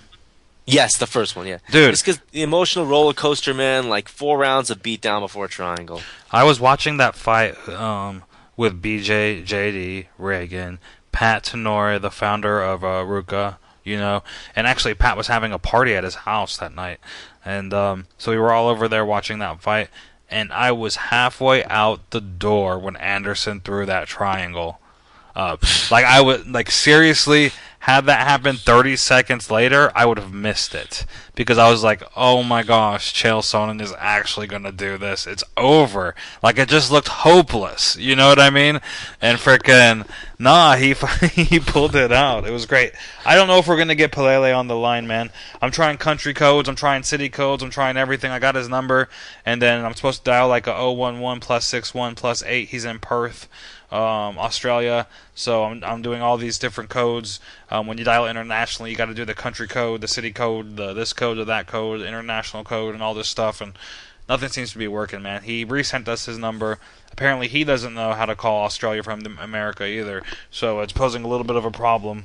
I googled it. I have Adam on it. I have everybody on it that I can think of. If anybody's out there is listening and wants to help me out, I have the phone number. It's like a 10-digit Australian phone number. And I just need the pieces of the puzzle to make that happen, so I don't really know what the heck's going on. That's unfortunate, because I was kind of excited to talk to this guy, but we might not get him. It should just be the 3-digit code, and then a 2-digit code after that, and then the number. I got a 3-digit code, a 2-digit code, a 1-digit city code, and then a 10-digit phone number. Yeah, so it should be just, whenever I dial international, it's whatever, the 3-digit, 2-digit, and then the number. Yeah, it's not working for me, man. Okay. Well, it was hopeful to get him on the line, and, it may still happen, but the window is definitely shutting, though. At any rate, yeah, we were just talking about so while we're waiting for him, we were talking about that fight, and yeah, that I don't want to say it's the favorite fight of all time, but it's definitely one of the ones that's most memorable to me, simply because it's it was almost booked like a pro wrestling match, but it was a real fight. It was like watching this guy get beat down the whole time, and then at the last minute makes his comeback and wins. It was literally writing a story. Hero and villain, hero in peril, and then hero triumphs. Yep. All right, so let's talk about this, since we're talking about Anderson Silva, and it looks like we're not going to get our last guest on. Sorry, everybody who's listening. But what do you think about the fights, Anderson Silva versus Chris Weidman? Who are you picking in that fight? I am picking Anderson Silva. Yeah, that's a smart money. That's a smart money pick, man. I was looking at the odds today, actually, because we're going to be in Vegas, so it's real easy to throw a money bet on somebody, And I was thinking, okay, maybe I'll throw a couple bucks on Chris Weidman, right? Just because he's an underdog, and he does have the potential to win this fight, right? But the line isn't even there. It's not really that big of a line. Anderson's not a huge favorite going into this fight, so I'm not going to put any money on it, but I was hoping if he was like a 5-1 underdog, that because he does have the potential to win, if he sticks to a strategic, smart game plan, can take him down and keep him down for 25 minutes, Chris Weidman can pull it out, and I think it's an interesting investment. But at just a 2-1, it's not really worth my time to really, the risk isn't worth the reward in that point. Yeah, I'm just, the thing is, man, at this point, Anderson's beaten every type of fighter that I can think of. There's nobody that's a better striker, but if you were a striker, he beat you too. Okay, Vitor Belfort, he knocked him out. Okay, you know, has he beat jiu-jitsu guys? Yeah, he's beat the shit out of them all day, every day. Okay, has he beat wrestlers? Yeah, he's beat them up all day, every day. Chael has some awesome takedowns.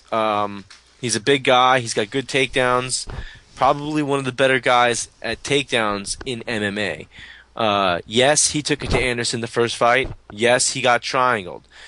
Weidman is like leagues better in terms of submission grappling. It's not even remotely close.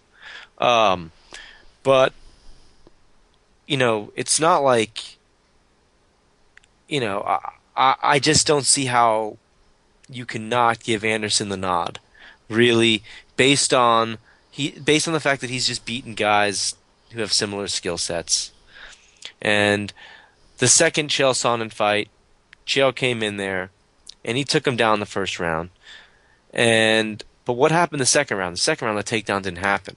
Once Anderson figured out that distance, that's going to be the thing. Like, Weidman is going to have to really go after Anderson to negate his attacks. If he plays on the outside at all, fight's over.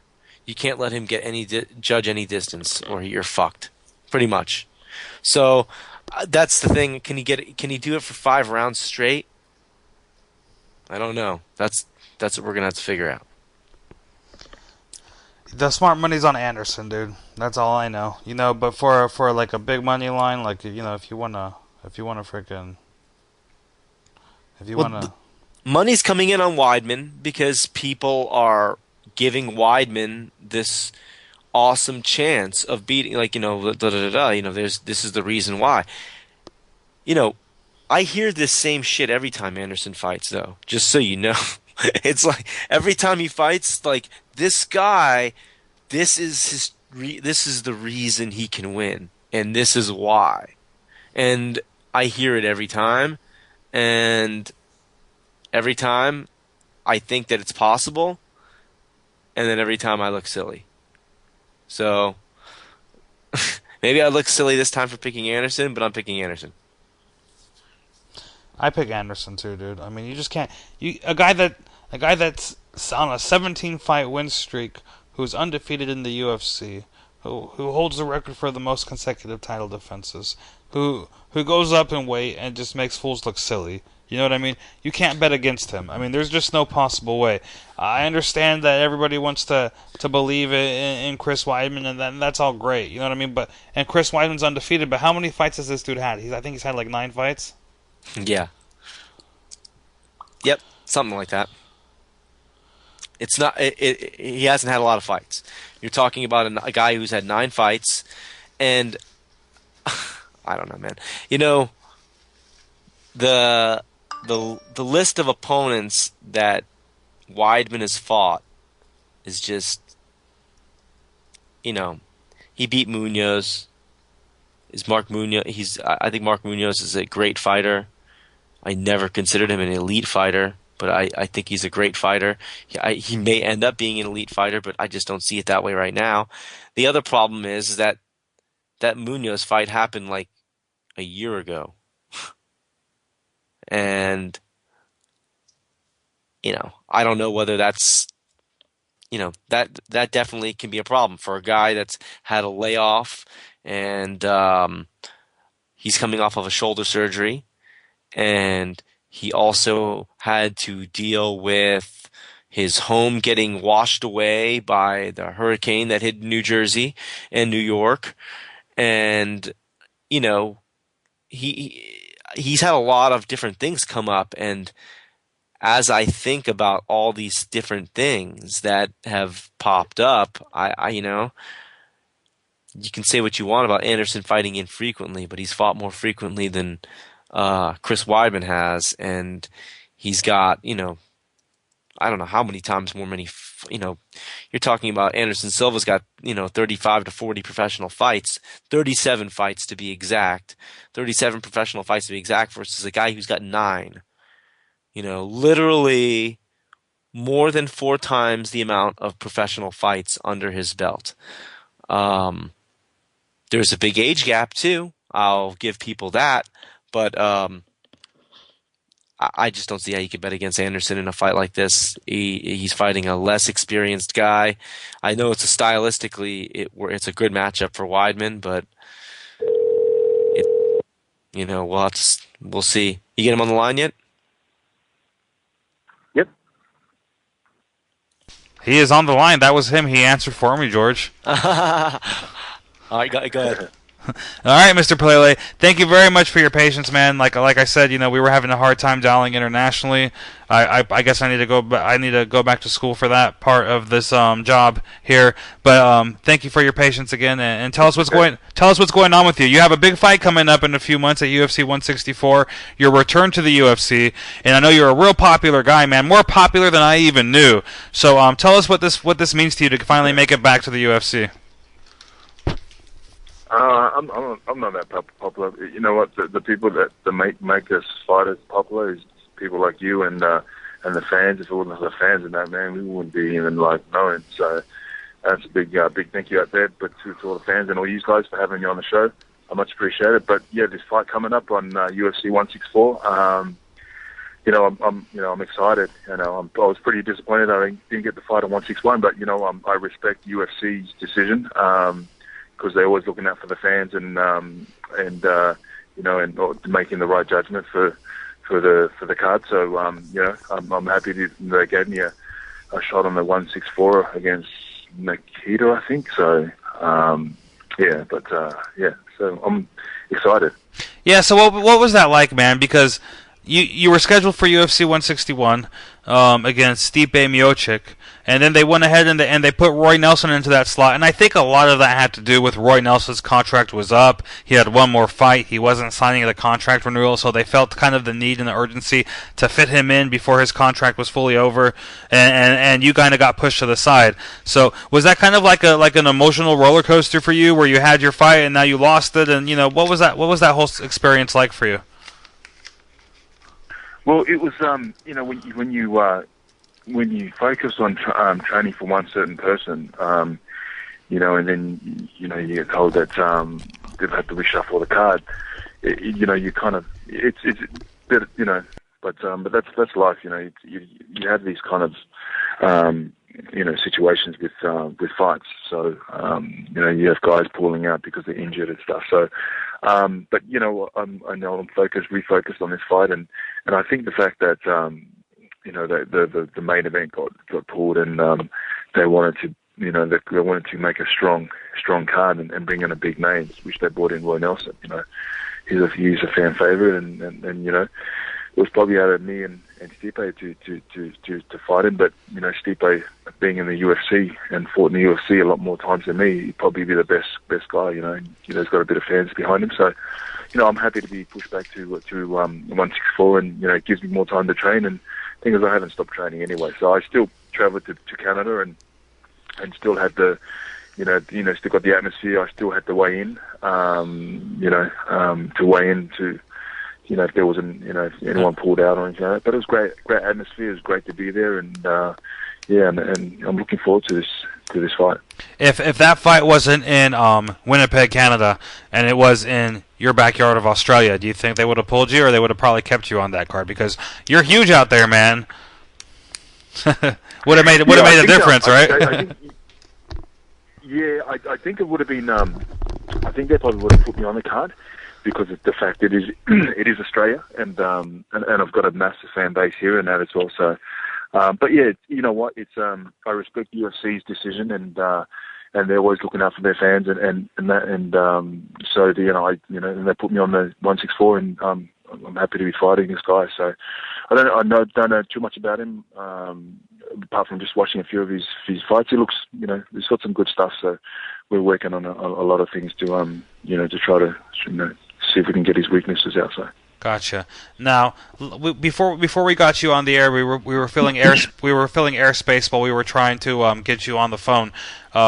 We were looking at your Twitter stats, and it's really kind of a good barometer to kind of gauge your popularity by how many Twitter followers you have. And we were looking at your fellow countrymen like Mark Hunt and George Sotiropoulos, guys who are in the UFC, who are popular fighters, and you're crushing them on the Twitter followers. What do you accredit that to? Well, the thing is, we get this. I've got a good marketing team that does a lot of my marketing and stuff, and apart from myself, just kind of touching base with the fans. You've got to, you have to. If they reply back to you, you got to reply back to the, and I know a lot of the fighters are busy, but that's what you've got to do. You've got to give back to the fans and stuff, and I can consistently kind of tweet like every hour and just motivational stuff that helps other fighters or upcoming fighters coming through. And if they're not fighters, just in normal general people that want to get fit and people that are in a rut, they want to kind of get back, on the wagon and so that caters for all them. And then I've got like whole ambassador thing where I'm the ambassador for Make-A-Wish Foundation, Telethon Adventurers, the Cancer for Kids and stuff. So. And also promoting yourself. You, as a fighter, and advice to other fighters, you've got to promote yourself. Social media is the most important thing. Facebook, Instagram, Twitter. You've got to we get a roughly 4 to 4.5 million views on a day. Which is quite good. So we get a printout on how many people view our stuff. So on one tweet, we could get like from 400 to 1.1 million views on one tweet. So and that's just constantly just when you've got something in your face and kind of like if someone says to you, you're great, you're going to be a world champion, you're going to be a world champion, or if someone says to you, you're going to be dumb, or you're going to be, you're obviously going to think yourself eventually you're going to be dumb because someone's in your face. But if you surround your people with good people, surround yourself with good people that are going to give you good good energy, that's what you need. And and I'm surrounded by some good people, so yeah.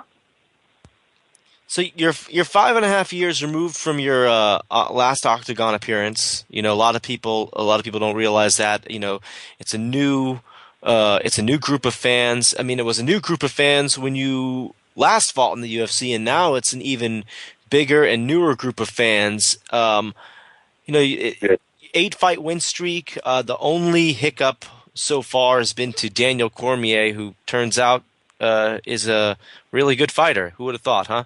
And what's changed for you in the last 5.5 years? What's different? What's different now?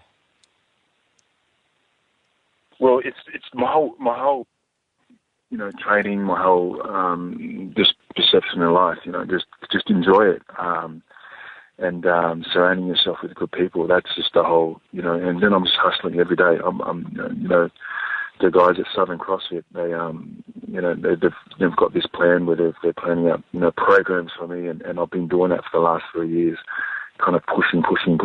After the Daniel Cormier fight, it was like, I was sitting in the back change room and I thought, I'm never going to lose again. And, that was kind of like a fight, and now, nothing taking that way, nothing with Daniel Cormier. It was just, a fight that was like, he's, top level. I didn't know much about him until, he's, I knew that he was a top level wrestler. And I spoke to a friend of mine, King Mo, and he said, "Man, this guy's an elite athlete." And it was a pleasure to fight him. And obviously, he's just on another level. But after that, I gone on an 8-fight win streak, and it's just I just don't want to lose. It's just the worst thing ever. But I think if you prepare yourself, and if you keep hustling every day, and you keep pushing the pace, you're not going to lose. You're just going to sacrifice things that you have to sacrifice. And a lot of fighters do that. They sacrifice a lot of things, and a lot of them come up short. But you just got to surround yourself with, with good people, good sponsors, and that as well. I've got some great sponsors, that support me, and I can do this full time. Mac Boots. Last week in Canada, we released the very first ever high vis boot, like my very own shoe, Soul the Hulk shoe, and it's been released worldwide and by Mac Boots, and that's a huge thing for me, having my own boot. Obviously signing with Adidas as well. So we've got some good, some really good sponsors. My Urban Swagger, A-lister. It's been awesome. So, is that a fight that you'd like to get back? I mean, obviously now you're both fighting under the same promotion, under the same banner now. Is that a fight that you'd like to get back at some point? You know what? Not now. But it's like Daniel Cormier is a machine. He's if you're going to fight that guy, you'd want to be in a camp that you're just getting annihilated every single day. Because Daniel Cormier comes out and he goes for 3 rounds flat out. And I don't know if you've seen the fight when he fought Frank Mir, and coming into the 3rd round, he just wanted to go, and the ref was kind of stalling, and he was telling the ref, "Come on, man, come on, I don't want him to rest." And that's Daniel Cormier. When you got someone like that, that's that can go 3 5-minute rounds and flat out at 3 5-minute rounds with good stand up and awesome takedowns. You'd want to be at a camp, an awesome camp. He's not a joke, Daniel Cormier. So I respect him, and I respect all the fighters in the UFC. You're at a level where you're at the best. You've got to be at the best, and if you're not, maybe that's not kind of where you should be. You should be packing groceries or something like that. So. Yeah, your opponent for your UFC return at UFC 164, I guess Nikita Krylov. It's a really interesting opponent, and we were talking about it earlier because he's 14-0, but all 14 fights have taken place in the last 12 months. Literally, he's got 1 year of MMA experience, and all 14 fights took place in the last year. You have a wealth of experience fighting under different banners and promotions, and obviously, you fought Daniel Cormier. I mean, you fought everybody from the likes of Daniel Cormier to guys like Bob Sapp. Is this a detriment for somebody like him who's 21 years old, taking 14 fights in 1 year and coming to fight a guy who, you're 18-3, you obviously a seasoned veteran, been in there with the best in the world. Is this a problem for him? Is this definitely a mistake that he's making here, you think? You know what? It's anyone can lose at any time, but I respect all my opponents that I fight, especially him. So because he's the guy I'm going to be stepping in there and fighting. Just going on that thing where he's quite young. I think he's 20 or 21, but and then racked up then many fights. I've had a look at, I did study a little bit, and I got my team that does go through his fights and look at his stuff. So we'll work on a lot of his weaknesses and stuff. Obviously my last fight was against Sean McCorkle. He was obviously UFC, and a lot of people kind of doubted me on that. That was a good test for me to see how I go against a good UFC kind of veteran. But and I beat him in a minute something, and made a statement to a lot of people. So I know I can hang up there with the best, and I'm just a completely different fighter now than what I was in 2007. So just we'll see what happens in this fight, and I'll pressure him, and we'll see where it ends up. And so a lot of his fights have, a lot of these opponents, have been questionable. You know what? It's the fight game, and we'll see. So. I have a question for you. You mentioned the Sean McCorkle win. Right before that, you fought a guy, Bob Sapp, who is a very renowned figure in MMA. But he's also a guy, while he's like this gigantic beast of a man, he's also a guy that draws a lot of controversy, and a lot of people question his desire to fight. Some people even go as far as saying that he's throwing fights. What was it like fighting him? And did you? I know it's kind of a little bit off topic, but what is your impression of him as a fighter since you actually were in the cage with him? You know what? Talking to Bob, I think he's a nice guy. Talking after the fight, I think Bob sells fights, and he promotes fights. Obviously, trying to using his popularity. But just fighting, it's business for me. So I just stopped. They offered me a fight. I said, yeah, I'll fight him. So I know that kind of like I think if he gets advantage of you in the fight, I think he can do some damage. And he's a big 150 kilo guy, and I just kind of weighing in. I thought, wow, this guy's huge. What am I going to do if this guy's on top of me? So I kind of, he came in and uppercutted and cut him up open really good with the first uppercut, and then took him down and then ground in the powder, and then it ended up pretty quick. But a lot of people say this and that, but you know what? That's a fight for me, and and then I get that's done, and then I move on to the next one. So. But it's a business. So this is whatever Bob does is Bob does. But I'm here to fight and keep moving forward. Gotcha. Now let me ask you this. It might be a little bit of a tough question, and I don't mean it that way. You have a wealth of experience. You've been fighting for a very long time, over a decade now.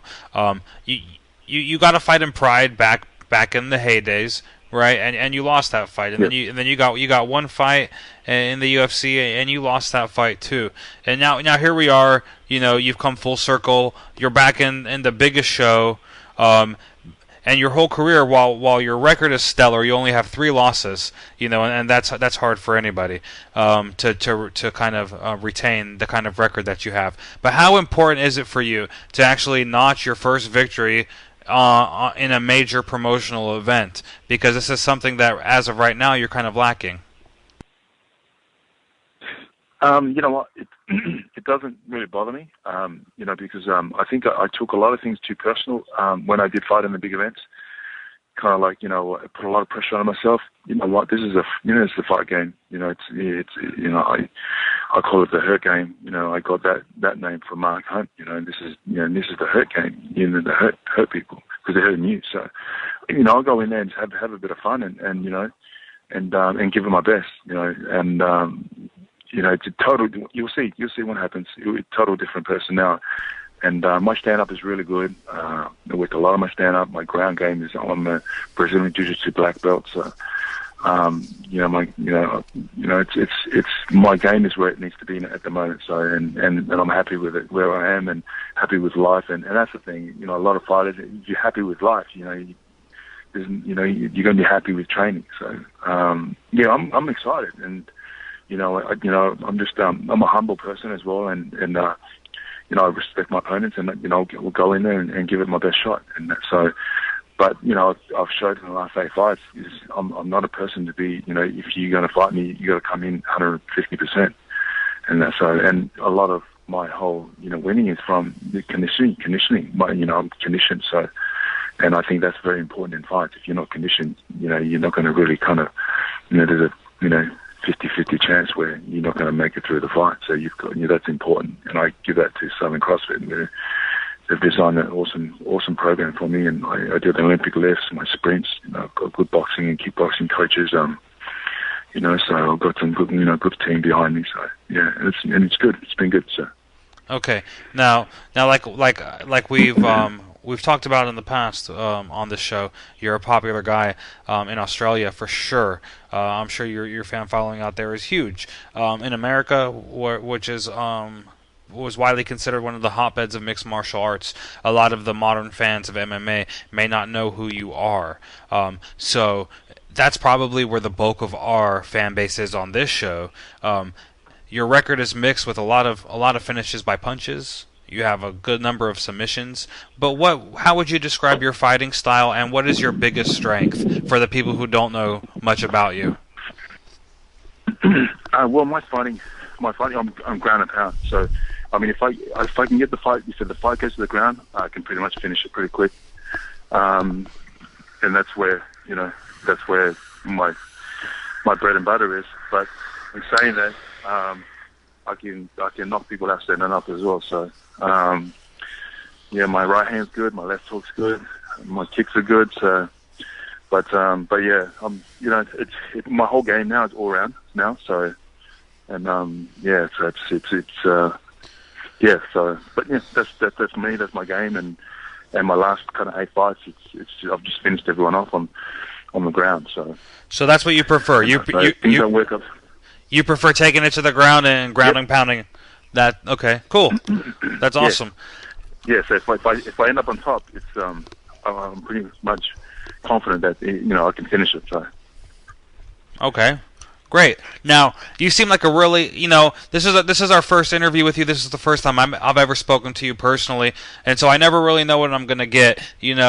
Fighters, you seem to have different personalities in this game. Some guys are very like the aggressive, trash-talking type. You seem to be like the epitome of professional and a real classy guy from our discussion right now.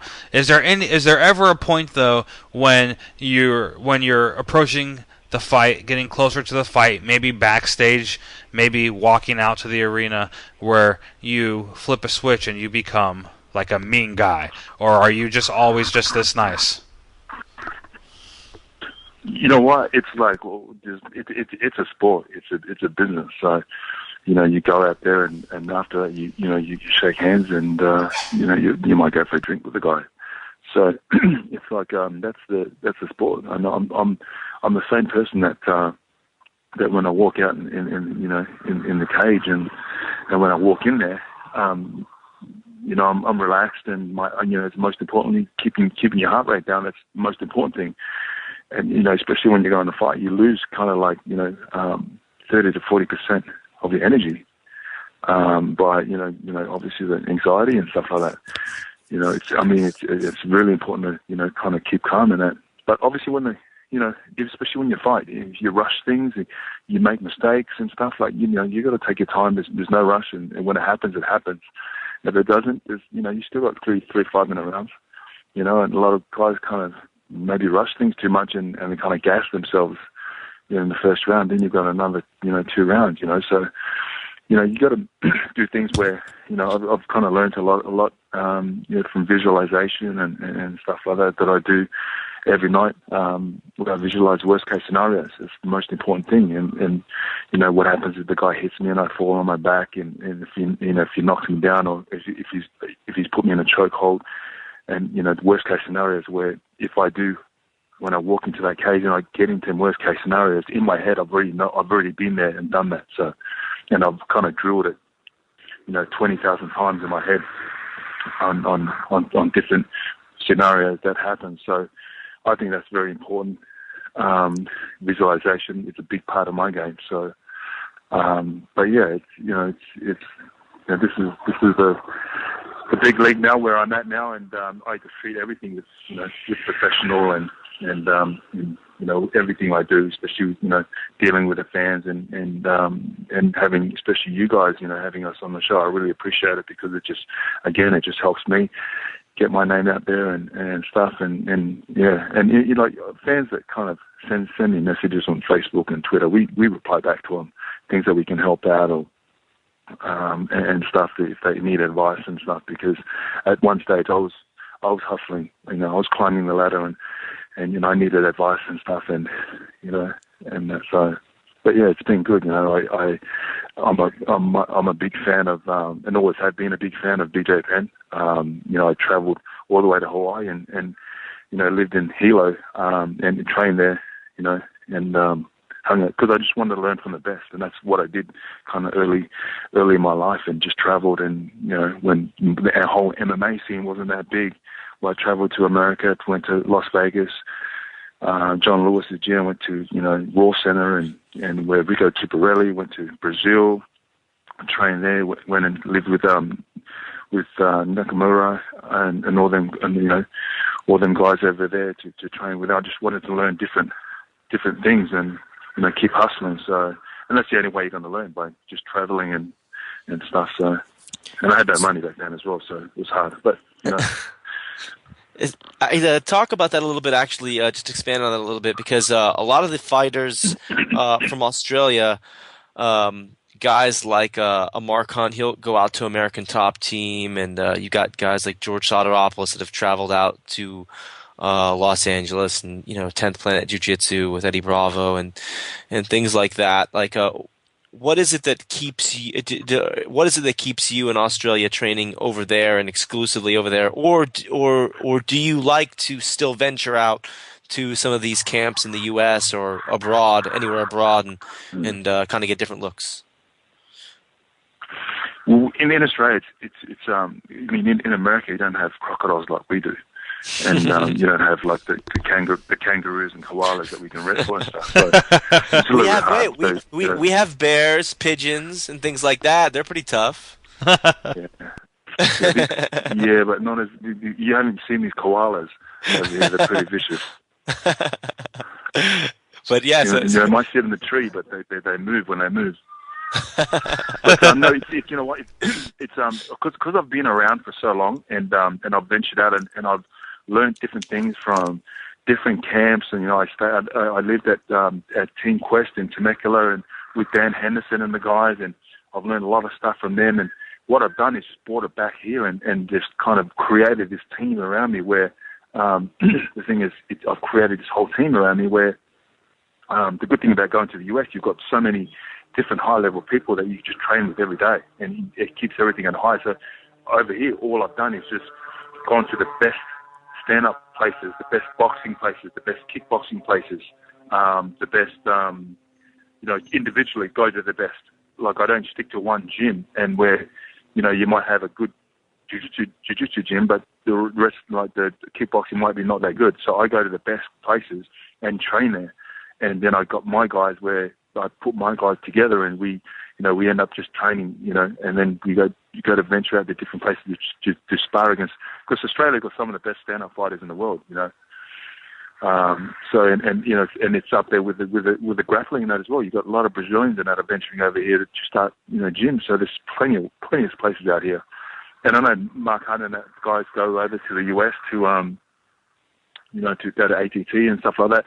But the thing is, the only problem what I found is when I went in 2007 to Team Quest, I was kind of lonely, so I didn't have a family around me. So it was just my only family was Team Quest, and so you miss that, that kind of hanging out with your family and stuff like that. So, but I venture back and forth anyway, so there's no problems with me. And but if I do venture out, I won't probably prepare for, like, I'll go if I'm not fighting, I'll still go and train at different places in America and stuff. But if I'm going to prepare, I'll kind of see what my management team, Audi and the guys from Paradigm, and see what they think, and go with the flow with them. So I'd say it's in obviously they've got my best interest and their decision, I guess.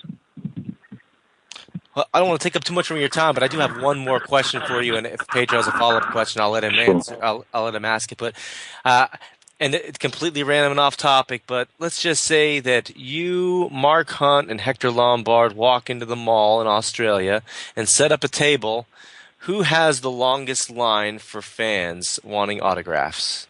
Let me stop you right here, because George. Let me stop you right here before you answer. You didn't answer. I know. I'm going to let him answer, but this guy's so humble right now. He's gonna tell us that he's gonna have the shortest line, that that those guys are way popular than him. But that's just my prediction. Don't tell me that. Go ahead. Go ahead, Sal. I'm sorry about that. Sorry. You know what? It's a hard one, because when it comes to me and Mark Hunt's always had this kind of thing where with all you can eat. When it comes to buffet tables, we were always having competition, and the things that come up where you're ever going to fight Mark Hunt one day. I said, yeah, I'll fight him on the buffet table at the KFC, and people laughing at. But you know what? If it comes down to it, I think Hector's quite popular. But after Mark Hunt, especially that win against Stipe, and Strude, and his fight against Mark's always a fan favorite with everyone.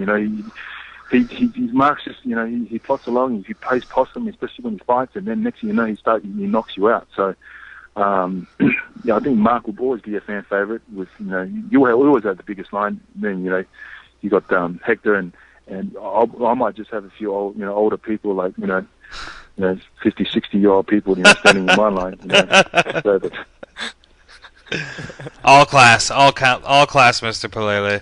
All right, one more question, and we'll let you go. I want to say thank you for your patience while we're trying to get you on the line. How does your fight end? Your UFC debut. How do you want this fight to end? I know you're a ground and pound specialist. Is that the way you want to end this fight? And if so, give me a timestamp on that. How long is it going to take you to put this guy away?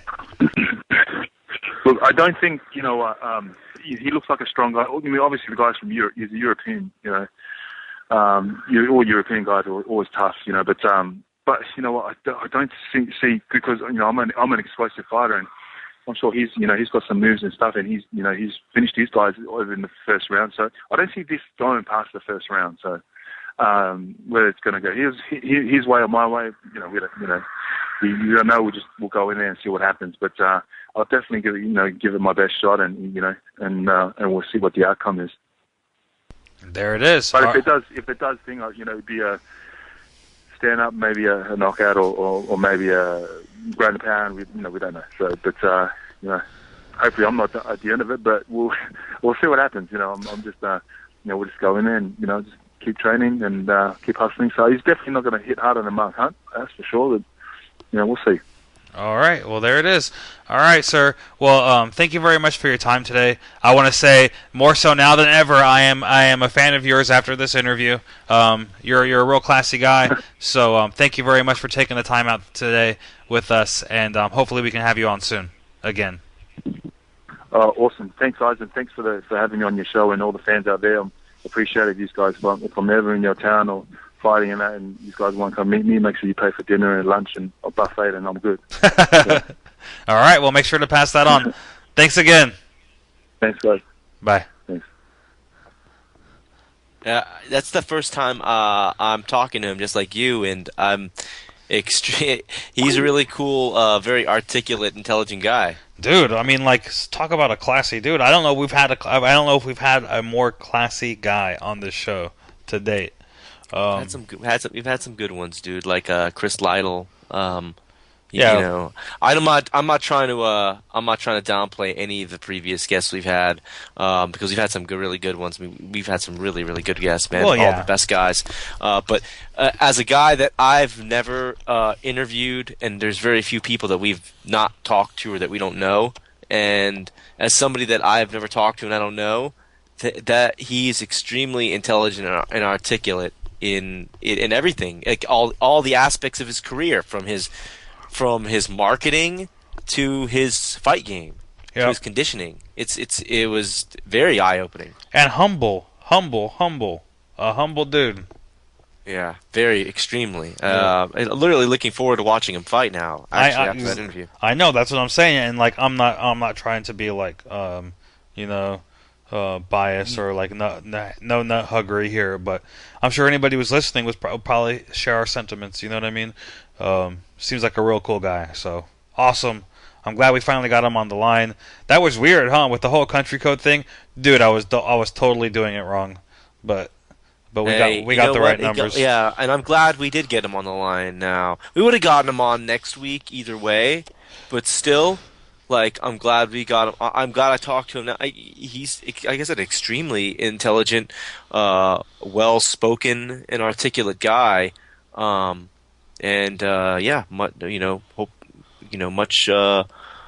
much congratulations to him for his UFC return, and hopefully big things from Mr. Palele in this UFC stint. Yep. All right, so we're a little bit over our time slot, huh, Georgie? Yeah. We probably should cut it off, huh? Yeah, we should cut it off. Let's just reiterate some key points from this show.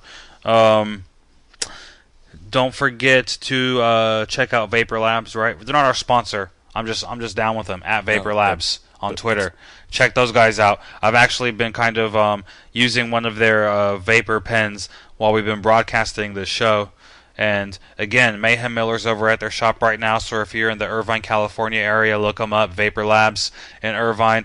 Go say hi to Mayhem, tell them we sent you. We have the Combine, the the MMA Combine next week in Vegas, hosted by Phil Davis, Uriah Faber, Team Alpha Male. Some really big guys, some figures are going there. And apparently that's open to the public, which I didn't know. So anybody that's going to be at the UFC Fan Expo on Saturday, look it up. I'm sure it's going to be on the itinerary there. Come say hi to George and I. Come check out the Combine, support Uriah Faber and the guys, and Phil Davis, and all the amateur fighters who are trying to make a name for themselves and do it the right way. And then that's pretty much it, dude. We have our sponsor, of course, Athletic Greens, at Athletic Greens on Twitter. Check them out. Buy their stuff. I need you guys to buy their stuff, please. So just buy a bottle, and you're gonna like it. There's a money back guarantee, so if you don't like it, just ask for your money back. You really have nothing to lose. Make sure to come by, check out, like I said, like you said, check out the Team Penn booth and check out BJ's. He's doing his technique. He's doing a seminar. Yeah, he's doing a seminar. I believe it's sold out. I believe it's sold out. But if you can track down George and I at the expo, maybe we can get you in. I don't know. It's possible. If you tell us, you're a fan of the show and you heard us talking about this, then maybe we can pull some strings. Also, we have the BJPenn.com booth at the expo. We also have our tattoo contest. Carlos Macedo is going to have his booth, which is going to be right around the corner from the BJPenn.com booth, so you can check our booth out. Check out Carlos's booth. He's actually going to be tattooing a UFC fighter, Ultimate Fighter winner, Tony Ferguson, on Saturday. And we still haven't announced the winner to our contest yet. We're going to run the contest for one more day. It's actually on the homepage of BJPenn.com right now. If you want a free tattoo from one of the world's best tattoo artists, and you're going to be at the UFC Fan Expo, it's an awesome opportunity for you to go check that out. Maybe enter. We're going to be picking the winner very soon. Right now, George, we've had a lot of entrants, and the winners haven't been decided yet, but it's between somebody who wants a Vanderlei Silva tattoo and somebody who wants a BJ Penn tattoo. And those are the two top choices right now. How many guys wanted to be? Well, don't tell me. Actually, I don't want to tell you. I don't want you to even say how many people wanted BJ Penn tattoos. I'm assuming that there was more than one. Honestly, do you know what the number one most requested tattoo was? Just take a guess of a UFC fighter. I have no idea. Ronda Rousey. Or Rousey, or however you pronounce her last name. She was the number one submitted request for tattoos, but her face. Yeah, that's what we're doing. We're doing realistic portrait tattoo of your favorite MMA figure for free, and that's what people wanted, dude. I mean, that's crazy. That's unfortunately anybody who submitted that's listening and wanted Ronda Rousey tattooed. You obviously know you're probably not going to win now, so I'm sorry to screw that up for everybody, but that was the number one. Ultimately, it's up to Carlos and who he wants to tattoo. He's reading everybody's comments. He's checking out the submissions, not only who they want tattooed, but where they want it on their body, because all this stuff for an artist plays a factor for him. And so right now it's between Vanderlei Silva and BJ Penn, and so if you submitted a request for Vanderlei or BJ, you're in the running to win this thing.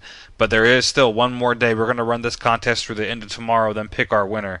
So you have very little time to submit.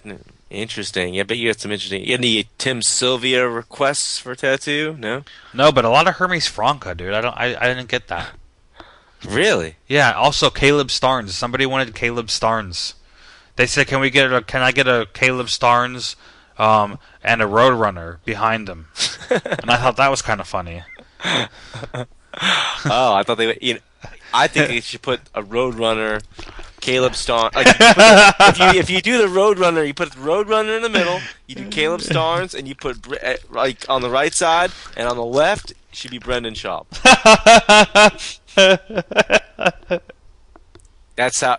If you want, listen. Submit that shit right now, and you win the competition. All right, I bank on it. All right. If you want to get a Roadrunner, Brendan Schaub's head, and Caleb Starnes' cranium on your back, like big, you're in. You're in. Even if you're not in, I might even pay for it. All right. So. Hilarious. Yeah. Really. There was only a couple submissions for Hermes Franca and then Caleb Starnes and all, not a lot. All right, man. All right, yeah. It was good. It was good, and we went overtime this week, but yeah, it was fun. Yep, and again, we'll try to anybody listening. We'll try to do a show from Vegas next week, but no promises. It's going to be our whole team is coming out to Vegas. BJ has a packed schedule. We have a packed schedule, not only covering the stuff that BJ's doing, but all the other UFC stuff. And who knows if we're going to have the time? But if we do, we'll make it happen. Maybe we'll do a live broadcast from the Expo or the Combine, or maybe we'll just have the Fisticuff guys do it because they're going to be in town too. Yeah, we'll see. Anyways, all right, George. All right, everybody listening, thanks for tuning in. And if we don't catch you next week, we will be back the week after, maybe after UFC 162. So this isn't usually an every other week show. I realize lately it has been, but we're going to get back on the grind. If not next week, then the week after, and we'll keep coming back every single week. Definitely. We'll talk to everybody then. Yeah, we'll talk to everybody then. That's right. Good night.